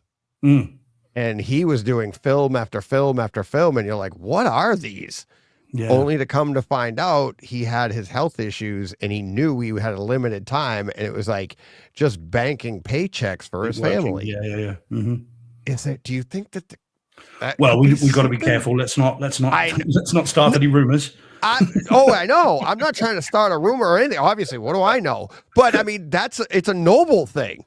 What you find out after the fact, you're like, you heard that about Bruce Willis. You're like, oh my God, I feel like a jerk for making fun of those crappy movies or whatever. Like you're just banking on your name and you're making money the only way you know how. And he did that. And it's like, I don't know. It's like, but I mean, I don't. To me, it's like, oh, they're in the Expendables. They know each other, and he sees what he went through, and he's like, maybe he doesn't have health issues, but he's like, not a bad idea. Make some bucks, and if a great role comes along, I mean, he's still got an incredible. I'd see anything that he makes. If somebody said, "Oh no, this isn't Beekeeper," go see that. I'd be like, I love Statham, love it. Boom, go. Yeah, I mean, but the guy is definitely good. I mean, he has done good movies. And again, I appreciate. Yeah. So Jordan says in there, talk about Wrath of Man, which was really good. You do it, Deej. Go on, you get it. It's Wrath of Man. Wrath of Man. We saw that's the bank robbery one, wasn't it? Which was really, really good. That's a really good one. Yeah, we did enjoy that. And Operation Fortune, Rudiger was good as well. I enjoyed that. He was good in that. Those are Guy Ritchie movies, and he seems to get on very well with Guy Ritchie. He was did the first film, which was Snatch, and he was exceptional in that. And those two worked very well together. So Paul Hurth coming up with all the various quotes of what people do. I mean, there is a line in this, something like, "I chose isolation over humanity," or something, and it's like, oh man, whoa, we did another go at that line. So it's, but it is what it is, and fair play to him. But it's not what I think I'll see again. I'll keep it in the collection because it's not that bad, but it's very, very unmemorable. We won't be talking about this at the end of the year, Deej, that's for sure. Oh, okay. Yeah. Well, that's the other thing. It could be just a great home theater experience, but okay. Yeah, not even that, unfortunately. There we go. Not even that. Oh, well. All right. Let's get to something that is a better movie. Yeah. And we can do this. We're ready to do this one? Yeah. Oh, yeah. Yeah. Right. And I'll wrap up with my... Yeah, you can introduce it. You saw it first. Sure? And cool. I've been thinking of seeing it for a while. But yeah, here you go. Okay. All right, cool. All right. Okay. So this one then is the Darren Aronofsky movie, Caught Stealing, from last year, 2025. I think it is. Might be 2024. Do you know what? Oh, no, it's not that. I'm not sure. So. Yeah, it's not that far off. Let me see. I've got to check. Sorry. I'll grab it. Give the sound of typing. 2025 There we go. Right. Thanks, IMDb. Yeah, it just came out at the end of the year, I think it did. Oh, okay. Well, there we go. So, so I didn't see it in theaters. This is Caught Stealing. Sorry if I didn't say. So Caught Stealing, Darren Aronofsky movie, 2025. This is on 4K UHD disc. And what was the audio codec? What have I got here? I have Atmos on yes, it is Atmos. Yep, it is. Dolby Vision, Dolby Atmos. 4K, all the Dolbys, all the Dolbys. Yeah. So this is a movie that like I said, I didn't see it in theaters. I don't think I'd even seen a trailer to it, and didn't really know much about it. Okay, and I remember Jordan mentioned to me in the chat, not chat, in DM a while back, that it had come out and said, "Oh, it's worth seeing." And I kind of, because I hadn't seen trailers, and I'm not a huge Aronofsky fan. I've got a couple of his movies, but I'm certainly not a completist by any means. Yeah. And he's not a director that I would gravitate towards, just to see because he directed it. And so, but again, when I was in London and I walked into HMV and there was 3 for £50, it was like, I'll get Severance, which I talked about a few weeks ago, this, and then I also bought The Smashing Machine, which I still haven't seen, with Dwayne Johnson and Emily Blunt. So I bought this because I quite like the cover, and Jordan mentioned it, and I thought, well, it's cheap, I'll give it a go. Complete blind buy. And so I put it on and then watched it a few nights back. So how to describe the story? So it's set in 1998 in New York. Yeah. We have Austin Butler. He's playing a kind of down and out, schlubby kind of guy. He's struggling to get by. He's got a neighbor who's a punk, played by Matt Smith, who you can see on the screen there, with a very cool Mohican. And he entrusts him with his cat and goes away. Yeah. And wouldn't you know it, a motley crew of gangsters then begins to descend, and all hell then breaks loose. And it just becomes a really fun, really enjoyable most of the time. I mean, it's a kind of, I wouldn't say it's a black comedy. I think it is a comedy most of the time. Bit of drama as well. It's tense. It is very tense. It's it's a dark comedy at best for comedy purposes, right? But yeah, like Dom says in the chat, it's like when Aronofsky Requiem for a Dream, I was like, I mean, it's a little bit more comedic than Requiem for a Dream, that's for sure. But yes, that's when I saw that. I didn't know that when I saw the trailer for it. I was like, oh, I just I thought I like Austin Butler. I'm like, oh, this looks good. The trailer looked halfway decent. And then when I saw that you had watched it, and then I looked it up on Kaleidoscape, I'm like, all right. And I see who directed it. I was like, all right, my expectations went up from there. And it is very entertaining all the way through, whether you're laughing or the tension, the surprise. There's a lot going on throughout the movie that I almost said lighthearted, but it's not. So that's that comedy part. Yeah, it treads between, it strides across certain genres, doesn't it? It's a bit Pulp Fiction-y at times as well. I think it's got some, which again has got some comedy, and it's also got some obviously some more serious stuff, and some inept gangsters as well, and again a cast of various characters that are a lot of fun to spend time with and watch. And I mean, I particularly like the two rabbis, as it were, who I had now, by the way, I worked out who they were without, I don't think they're named, or if they are named. Yeah, they are. They're named. Yeah, but in terms of who's playing the characters. That's what I mean. Yeah, it's okay, I didn't know and I don't want to say who they are here, because it is kind of fun, because it takes you 2/3 of the movies to get close enough to see who they are.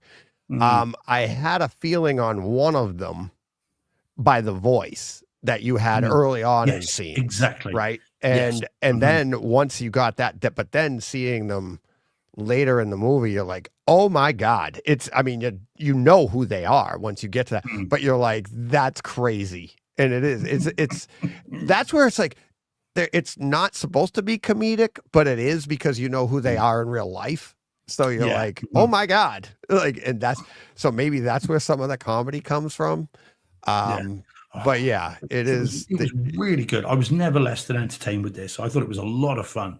I really did. And again, if you know someone called Dwayne, then you will be referring to them and telling them to go away in this particular way from now forevermore. I was absolutely wetting myself with laughter when he opens the door and says, "Oh, Dwayne."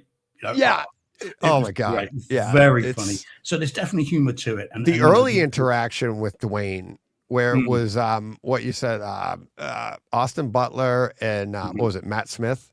Matt Smith, yeah, in the hall, and they're both saying the opposite things. Right, they both tell him to go away, but like one's saying it not one way and another one's saying, but I mean, dead on. Like you have to back it up to hear. Like if you want to focus on what Austin Butler's saying, I think it's literally on that side of the screen, and then the other one is like on the other side, and they're like shouting it at the same time, but different shouts, different things, and you have to concentrate to hear what the other one's saying. It's so funny. And the little callback with the little gangster who then opens the door and says it to him as well, and just rolling. It was so funny. Yeah, it's so great. But yeah, no, it's just a really entertaining movie. I was so pleased with it. I thoroughly enjoyed it. And it resolves itself really well. It's great. And in terms of the home theater side of it, now the video, the whole thing looks like it's been shot in shadow, like, overcast days and kind of, so it's quite a muted palette. But having said that, there is still a lot of detail in here. There's one shot of he's climbing up a fire escape, and the camera's kind of moving forward down this kind of city street, and the brickwork and the little bits of kind of foliage on the buildings and things like that. It was like, wow, it felt so three-dimensional. It looked really good. Well, to the point where it almost looked CG. It always didn't look real, so detailed. And there's another shot like that later in the movie as well, which again was like, it almost took me out of it. It was so detailed.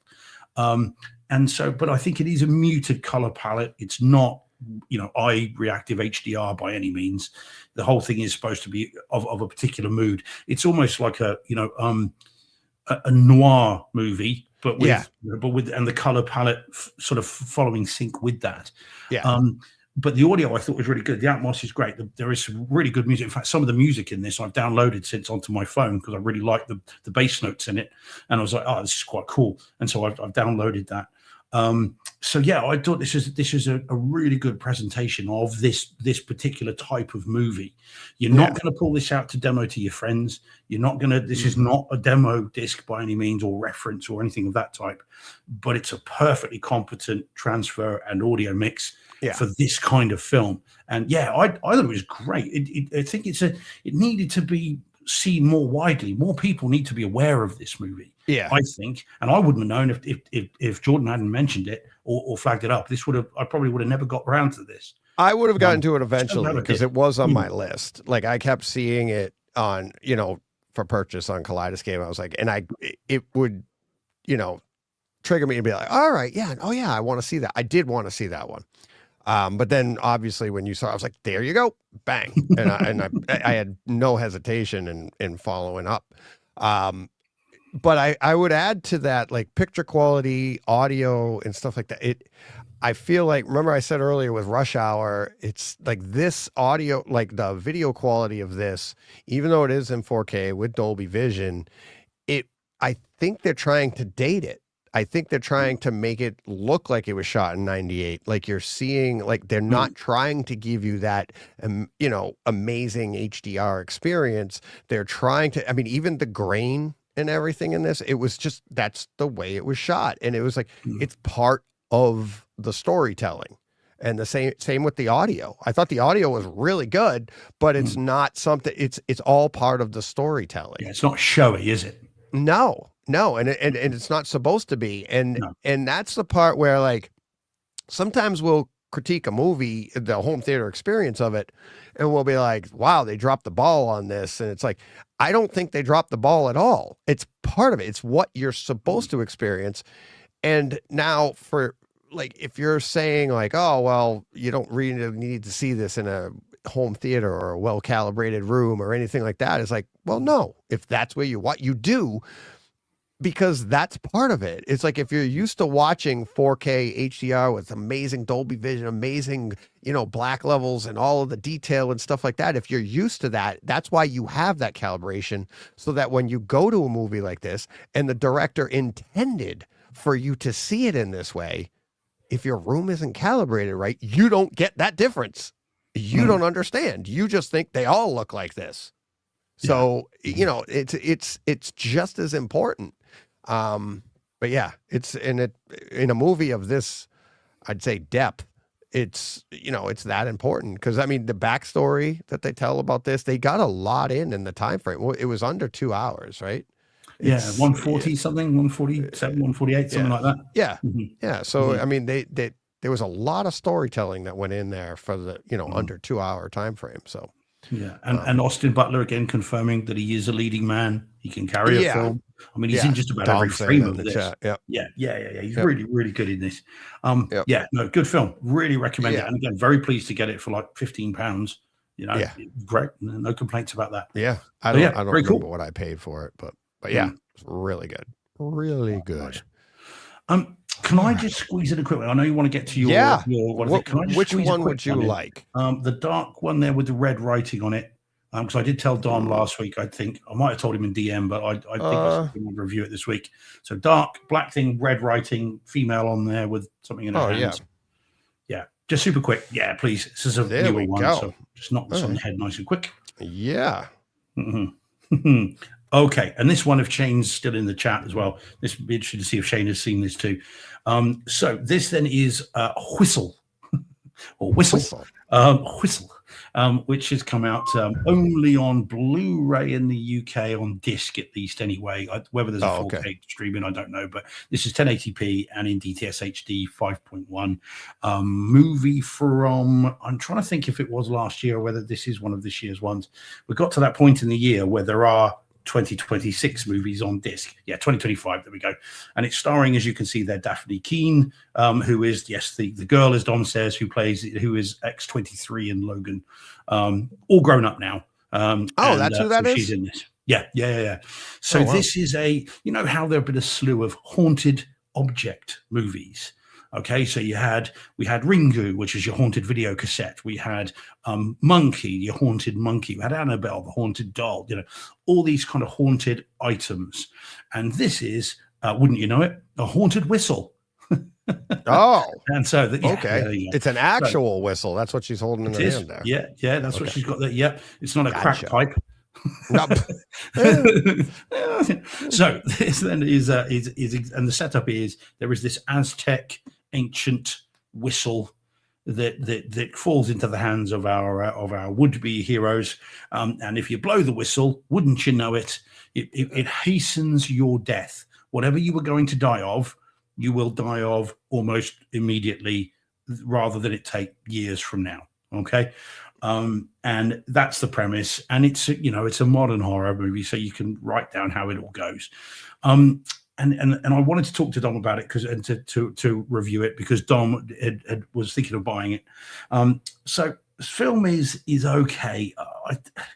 It is cliched. It is a bit silly, to say the least. And actually, and I don't want to sort of put this too sort of meanly, the acting is a bit suspect at times as well, which is unusual for these kind of horrors, because normally, they get pretty young, teens or 20-somethings who are, competent actors, and they carry it off okay. And it's been like that since Scream, since 1996.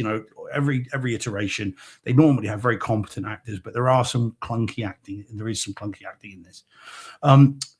But it's worth seeing because there is one particularly gnarly death scene in it, which I won't spoil, other than to say, it is about as full on, and you just watch it open mouthed as to kind of how this goes. I don't want to spoil it, but everyone will know this when they've seen it, or if you've already seen it, you'll know what I mean. There is one particular death scene in it that is like, holy H. Corbett. What have they done?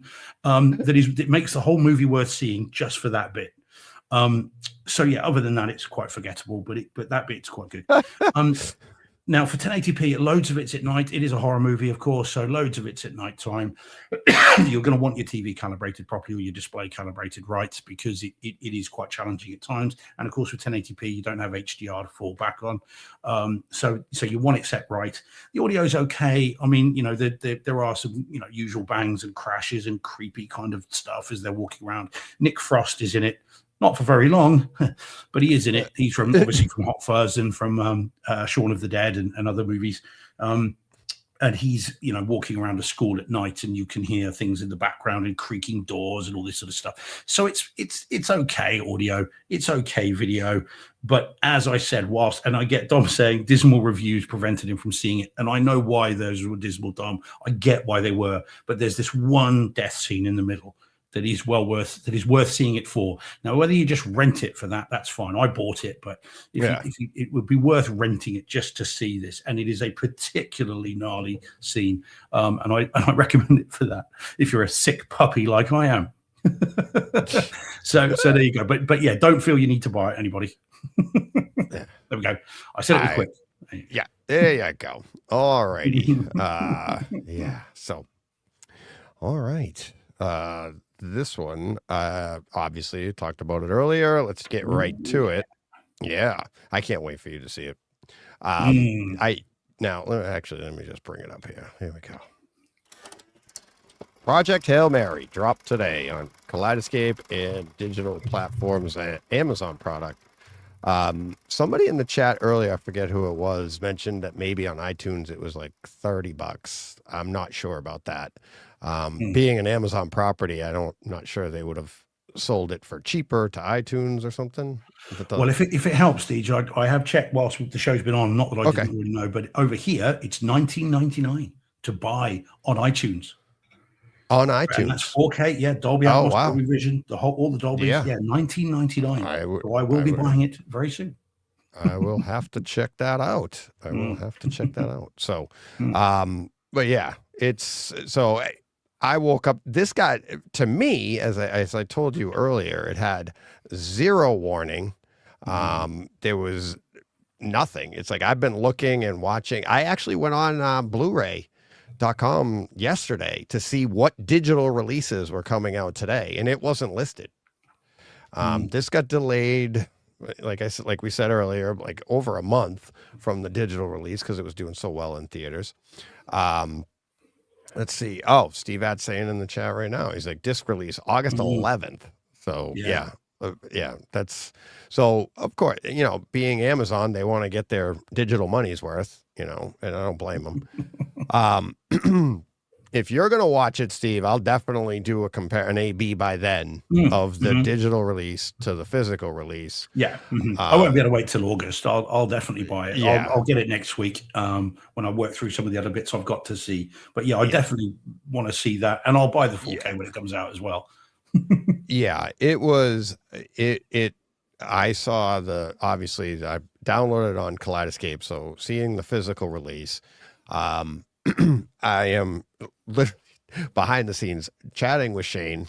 He didn't, you told me before the show, it's like, oh, did you see Shane? I was like, I hadn't seen it, but you had heard that he wasn't as fond of the home theater experience as I am.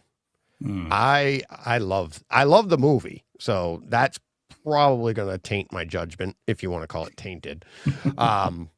But I can back up everything that I'm going to say and like I said, I'm like Shane and I a little chat. I want to do a show. We're going to go back and forth on this. Home theater experience of this movie I thought was awesome. I'm not saying that it's it's like home theater experience of the year, but it's definitely going to be in my top 10. And here's why.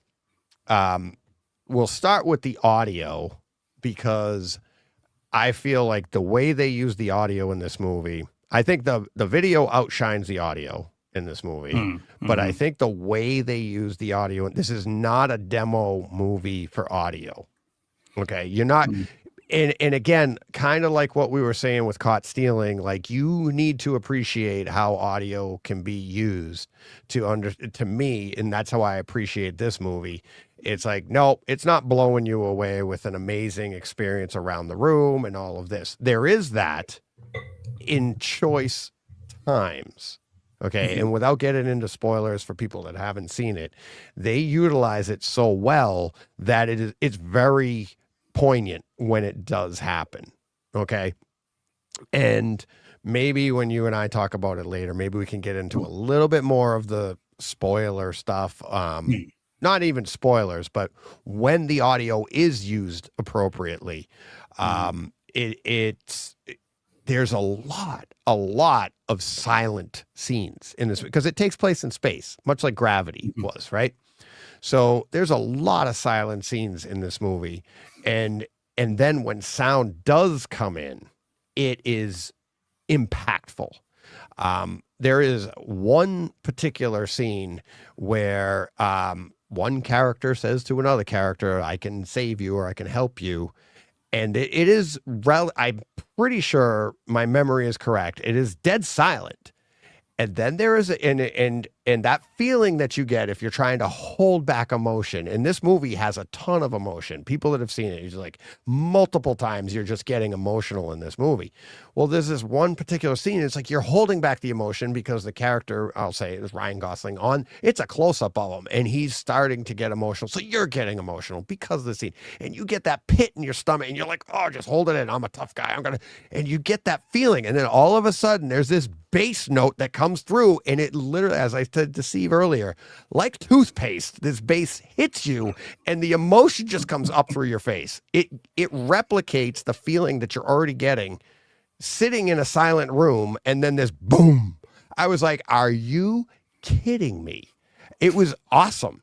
And then now I'm not taken out of the movie, but I'm like, the sound designers on that are like, this is where we want that to hit them right here.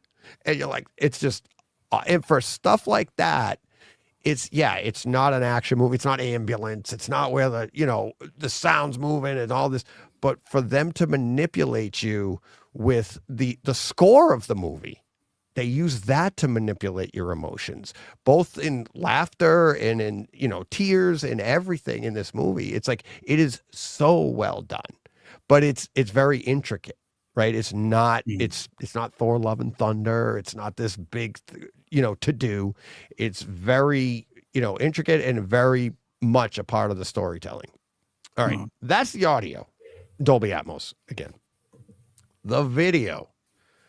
Oh God. So the first time I saw this, I saw it in a Cinemark theater and I was like, a little grainy, wasn't crazy about it. And I was like, and then I saw it at Showcase, same thing. Okay, that's the way they shot it. Saw it here, same thing. It gives you that film-like feel. But the HDR for this is actually like awesome. There are scenes, the black levels go so deep that there are times where there aren't pillar boxes, but you think they are because the picture pans out to the edges and it gets so dark that I'm like, where does this end? Where does my screen end? Where does my screen end here? And it is variable aspect ratio, native 178, but then it comes down to like a 240, and it's part of the storytelling. Now, for people that have, have a CinemaScope screen and you're going to crop it, you're going to lose that storytelling because there are scenes it's like the CinemaScope is flashbacks or storytelling from the past. Present is in 178. And when they go between them, there's actual blooming going into the black bars on purpose. And it's like the image as he's remembering and stuff, the image is actually bloomed. It's actually out of focus and it bleeds into the black bars, which is really, really cool. But so you're going to lose that if you just watch this in like CinemaScope and you crop it yourself. But the black levels, the detail in the shadows, if you want in the darker scenes, it's like, this is a very dark movie because they're in space. So like inside the ship or inside where they're meeting and stuff like that, there's so much detail in there. But then what is on screen is well lit at times, giving you that sense of, 3D. But there are times where the black levels don't go deep enough. Okay. So, it takes place in space. So here's like, they give you the shot of space and all the little stars and everything. And you can see like space, it's not deep, deep black, absence of light. And that you would expect it to be like jet black and then a star. It's not. It's a grayed background with all the stars. But that idea is like the way we see. It's like those stars are muting that blackness to our eyes. But if you look, when they show us a ship and the dark shadows of that ship, that black level is below the space black level because there's absence of light in there, and it gives you, it's an amazing, like, check it out. You'd be like, and there's one scene where one of the ships goes to the edge and you can see that it literally that black level just drops off. It blends in with the black background. Like I have velvet here. It's that detailed. And then all of the little things like you see in the poster here, it's like, look at all the detail in those posters. Go online if you're looking on YouTube and you see that poster that I have showing here. Look at all those little details. That's in the movie. Paul Hurt mentions the Batman, and I was thinking of that in this movie, but the Batman, Matt Reeves, the Batman, that one it's a muted black throughout. This one has muted blacks, but then it has deep blacks. But it also has the brights, right? Like the halos, the spectrum, the rainbow colors. There's a lot of that. There's one particular scene where they jump from the past to the present, and there's a faint halo in the background. And then when they jump to the present, it is a vibrant, like, light spectrum across the screen, like blooming across the screen. And it is gorgeous. But again, a lot of this stuff is very intricate throughout the movie. It's just, I can't wait to watch it again. So, and to do that A/B, I think, I'm wondering, does it play as well through a stream, all those details that I noticed? Going back and doing an A/B, obviously I'm going to be looking for more details. Does the stream hold up? Yeah. And I wouldn't be surprised it does, because we do see that, like, we're seeing streaming get that good. But you know, it was awesome.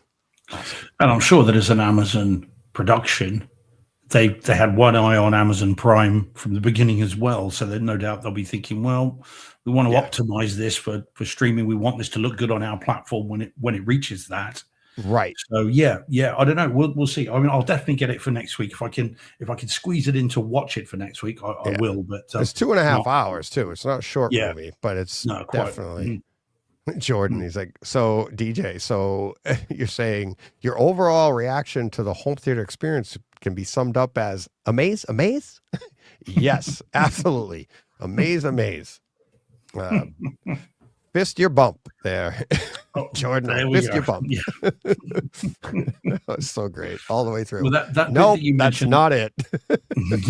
That bit that you mentioned with the where again the one character says to the other, I can do this, I can fix this. Yes. That's the one in the theater where the guy that was sort of 3 or 4 chairs down from me just let out the loudest sob. Yeah. I don't think I've ever heard. He'd obviously been holding it in, and it just went out. What was interesting is I don't remember that bass note in the theater, because you're not getting that. You're not getting that punch to the chest. No. You're not getting that visceral feel that we get at home in the theater. It's like in most theaters, I should say, right? But the acting, the writing, everything that brings you to that moment, the silence, that you got in the theater, right? And that's probably why you heard the guy. There's a lot of that. So like which is part of the movie going experience too. It's like, if you're there and it's a communal thing, it's like you're hearing people get emotional. That's going to affect your emotions too, much like laughter. You hear other people laugh, you're laughing, right? And it's infectious. So at home, we're alone, but you get that punch. You're like, I mean, like I said, it was like toothpaste. You're like, oh my God. And I'm like, I got to take my glasses off. I'm like, oh my God, Jesus. It is that good. So, it'll be interesting. And it's like, interesting to talk to Shane, get your take, but I'd like to go back and forth with Shane, who, he's coming at it he's giving it a critical eye, not with the emotion and passion that I'm probably giving it, which is good. That's, but to be able to go back and forth like that would be fun. So, no, I look forward to that. Yeah, no, like I said, I'm looking forward to seeing it. I'll definitely have it bought by next week. Whether I'll have had a chance to see it, I don't know. I'm going through a couple of series at the moment, and that's taken up a lot of time. And I've got a comedy horror that I want to see for next week as well. So that might take up, and I've still got a fair few to go through too. So I'm not going to promise to have it for next week, but I will try. Hey, Yeah, just let me know, and then I'll, if you're definitely going to Yeah, we'll have do. it, then I'll do the AB. If you're not, then I'll just do all the stuff, and then no hurry, but I can't wait. No hurry, but get on with it, Steve. Come on. Have it for next week? Question? So. Yeah. Steve Fix. Steve Fix. So, all right. All righty. So that should do it. You got anything else, Steve? I mean, I've got lots of others, but I can wait till next week. I've got a long day tomorrow of assessing, so right. gotta get off to bed. But I do have some other good ones to talk about. So plenty for next week. Plenty for next week. Yeah, I'll hopefully. Still gonna try. It's gonna be tough. I'll try to get Mortal Kombat 2 in before next week myself, because if I don't get it in the next few days, the odds of getting it in a good theater, I'll just have to wait till it's at home. But yeah, and it's not performing terribly well either. So I'd probably get it sooner rather than later at home too. So maybe I'll have it by next week. It is definitely possible. I mean, I've got another couple of horrors for next week. One other horror comedy. I've got another video game movie I've seen. A new. I briefly referred to a movie earlier that I've seen in 4K as well. I've got a horror TV series that I just started today that I'm 4 episodes into, which is, and I haven't seen it yet, and a lot of people have, but it's really good so far. So plenty. Yeah. Oh, and a series that I've been watching, recommended by the prosecutor friend of mine, the Netflix reviewer, who saw this series 18 months ago. This one just landed. No, that's not a Netflix one. That's HBO. That one. That's the one I was saying is really good that I started today. The other one with the woman at the desk. It's a British thing. Yeah, that's. I was gonna. Yeah, here we go. I just highlighted. Yeah, I don't know if it's been released to Netflix in the US or not. I did get a chance to look it up, but I did see that it was gonna. That's the one. Yeah, that's the one. Yeah, and he recommended this to me a few weeks ago. He said it's coming out, Steve. He said I saw it 18 months ago. It was great, and he said you're going to really enjoy it. And I must admit, I am. I'm nearly at the end. Cool. And it's really cleverly done. Very good. I don't know. I'd be curious to see what you make of it, Deej, because it's very British. If it's available. Oh, do you know what I got here? Let me see. I'll throw it up behind me for you. Let me see if I can do that. Something else British? No. Yeah, actually. Mm-hmm. Let me see. Let me look on the screen here. I'll find it for you. Oops. Yeah, no, I've seen that one. Yeah, no, that's not. And that's not British. Let's see. Scrolling. This is all very interesting. Yeah, that's not British either. What have you got? What have you got? I got. Oh, yeah. One. Yeah, nice. Yep. So, have you not seen it yet? Or I haven't seen it. I just bought it 2 days ago, and obviously, I had a couple other things pop up. I was like, but I'll try to get this one for next week. But it just dropped on Kaleidoscape this weekend. 4K, 1080p. Let me look here. Pretty sure. I'm pretty sure it's just HD. Oh, that's fair enough. HD I swear they're listening to us, Deej. I swear they're listening to us. Kaleidoscape are monitoring us because we talk about it. What are the odds? I know. If Rush Hour drops this week. Yeah. Well, yes, yeah. Sorry, Dom's saying, what is it? It's the film 71. I reviewed it a few weeks back. The Northern Ireland thing with the British soldier that gets left behind. Yeah. It'll be really interesting to see what you make of that, Deej. Again, you come at it from a slightly different perspective than I would. And I think it'll be very interesting to see what you make of that. That's another potential Takeover Tuesday, it has to be said. Because there's a lot to unpack in that film again. So, I'll be fascinated to see what you make of it. Yeah. So John Brock saying again, what is it? It's 71. Yeah, what is it? 71, Yeah, so it's on Kaleidoscape. It's on DVD, I think, only in the US. It's on Blu-ray here. But worth seeing. And Dom, if you haven't seen it, again, well worth seeing. Jack O'Connell is awesome in that film.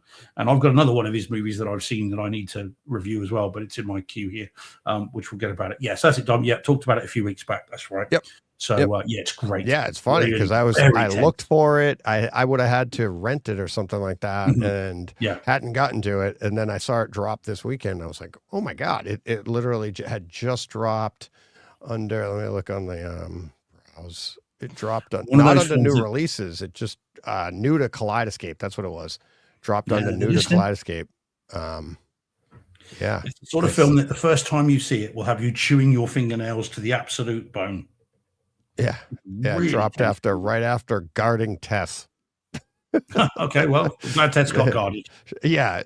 Yeah. Shirley MacLaine and Nicolas Cage movie. Yeah. So that, 71 dropped. Also, Fight Club dropped 4K Dolby Vision today. Yeah, it's out here on Monday. Yep. Yeah, Fight that's Club another one that's dropped. been a bit controversial apparently with changes. Shane, there wasn't Shane. Don't think it was Shane. Yeah, I someone saw did a few video on, YouTube. online. It's been not only has it been tinkered with in terms of the transfer, he's done a bit of a special edition. So there are extra things in the frames as well. Oh, okay. And I saw a picture of on the Blu-ray of an airport, a shot of a plane, and now there's a moon that's in there and clouds and stuff that was never there before.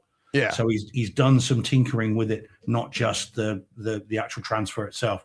So yeah, I'm looking forward to it. I like Fight Club. I don't love it. It's one of those movies I watch once a generation, so once a format. And so I've got the Blu-ray, I've got the DVD, I had the VHS, and I get this one will be the same with the 4K. I'm looking forward to seeing it, but I don't think it's one I'm going to watch again, after that. So it's just one of those things. I don't know quite why it's never quite resonated with me. Most people love it, but for me, it's a movie that I admire rather than enjoy, is what I would say. But it's $10 on Kaleidoscape. I think I might already own it, so maybe the Dolby Vision is. I can't remember, but it's Dolby Vision. What's the language? It's got to be 5.1. Yeah, it's Fincher movie, so it'll be Master Audio. Yeah, it won't be Atmos. Yeah, but it's, that one just dropped. So yeah, pretty cool. Cool. There's the Mortal Kombat 2 to pre-order there. Look. Yep, there it is. No, yeah, no date to be announced. Oh, there you go. Yeah, to be announced, but it's $40. Don't do that. I hadn't done that. Yeah, not that excited to see it. No, it's not worth $40. It's really not worth. But you know what? Not for pre-sale, but when it drops, I'll be like, okay. Oh, go on, man. Because I probably would have. If I go and see it this week, I'll spend more than $40. Because it'll be $20 to get in, and then popcorn, drink, and a candy. I'm definitely looking. I've never asked you this actually. In the US, are you allowed to take in your own food to US theaters or not? It just every time somebody asks me that, it reminds me of I think it was Stephen Wright, the comedian.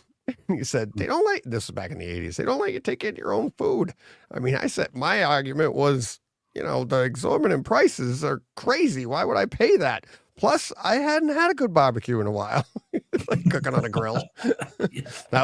But no, now it's like, it's rare that like you can walk in, like Joe and I have walked in with our drinks like this. You just walk in with water and you put anything. They don't really try to stop you. If you walked in with like a whole bunch of candy and popcorn, they'd probably be like, no.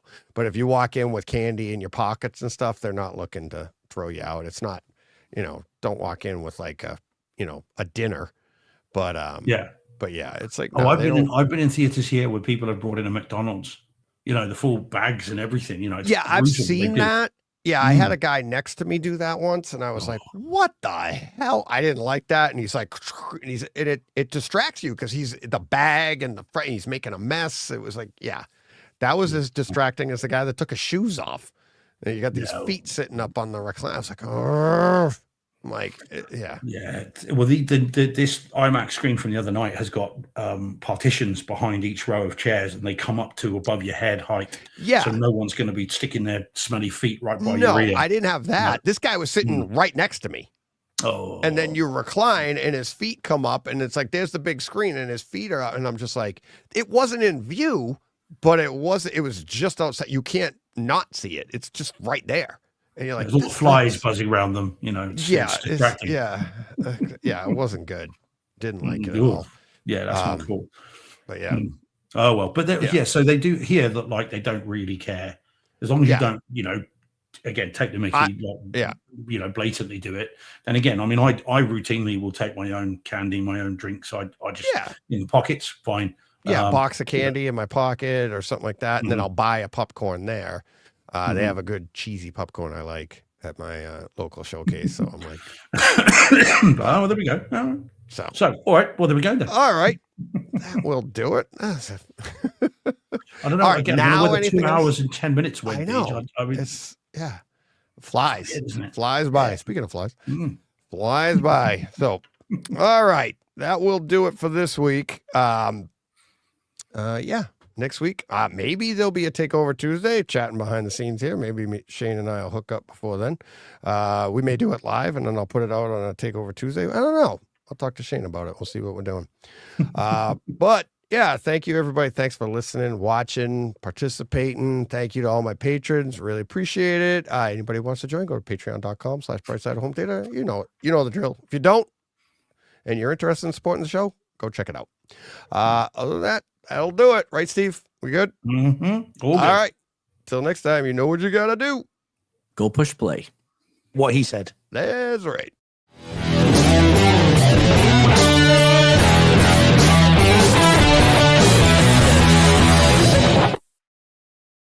Hey, Fred.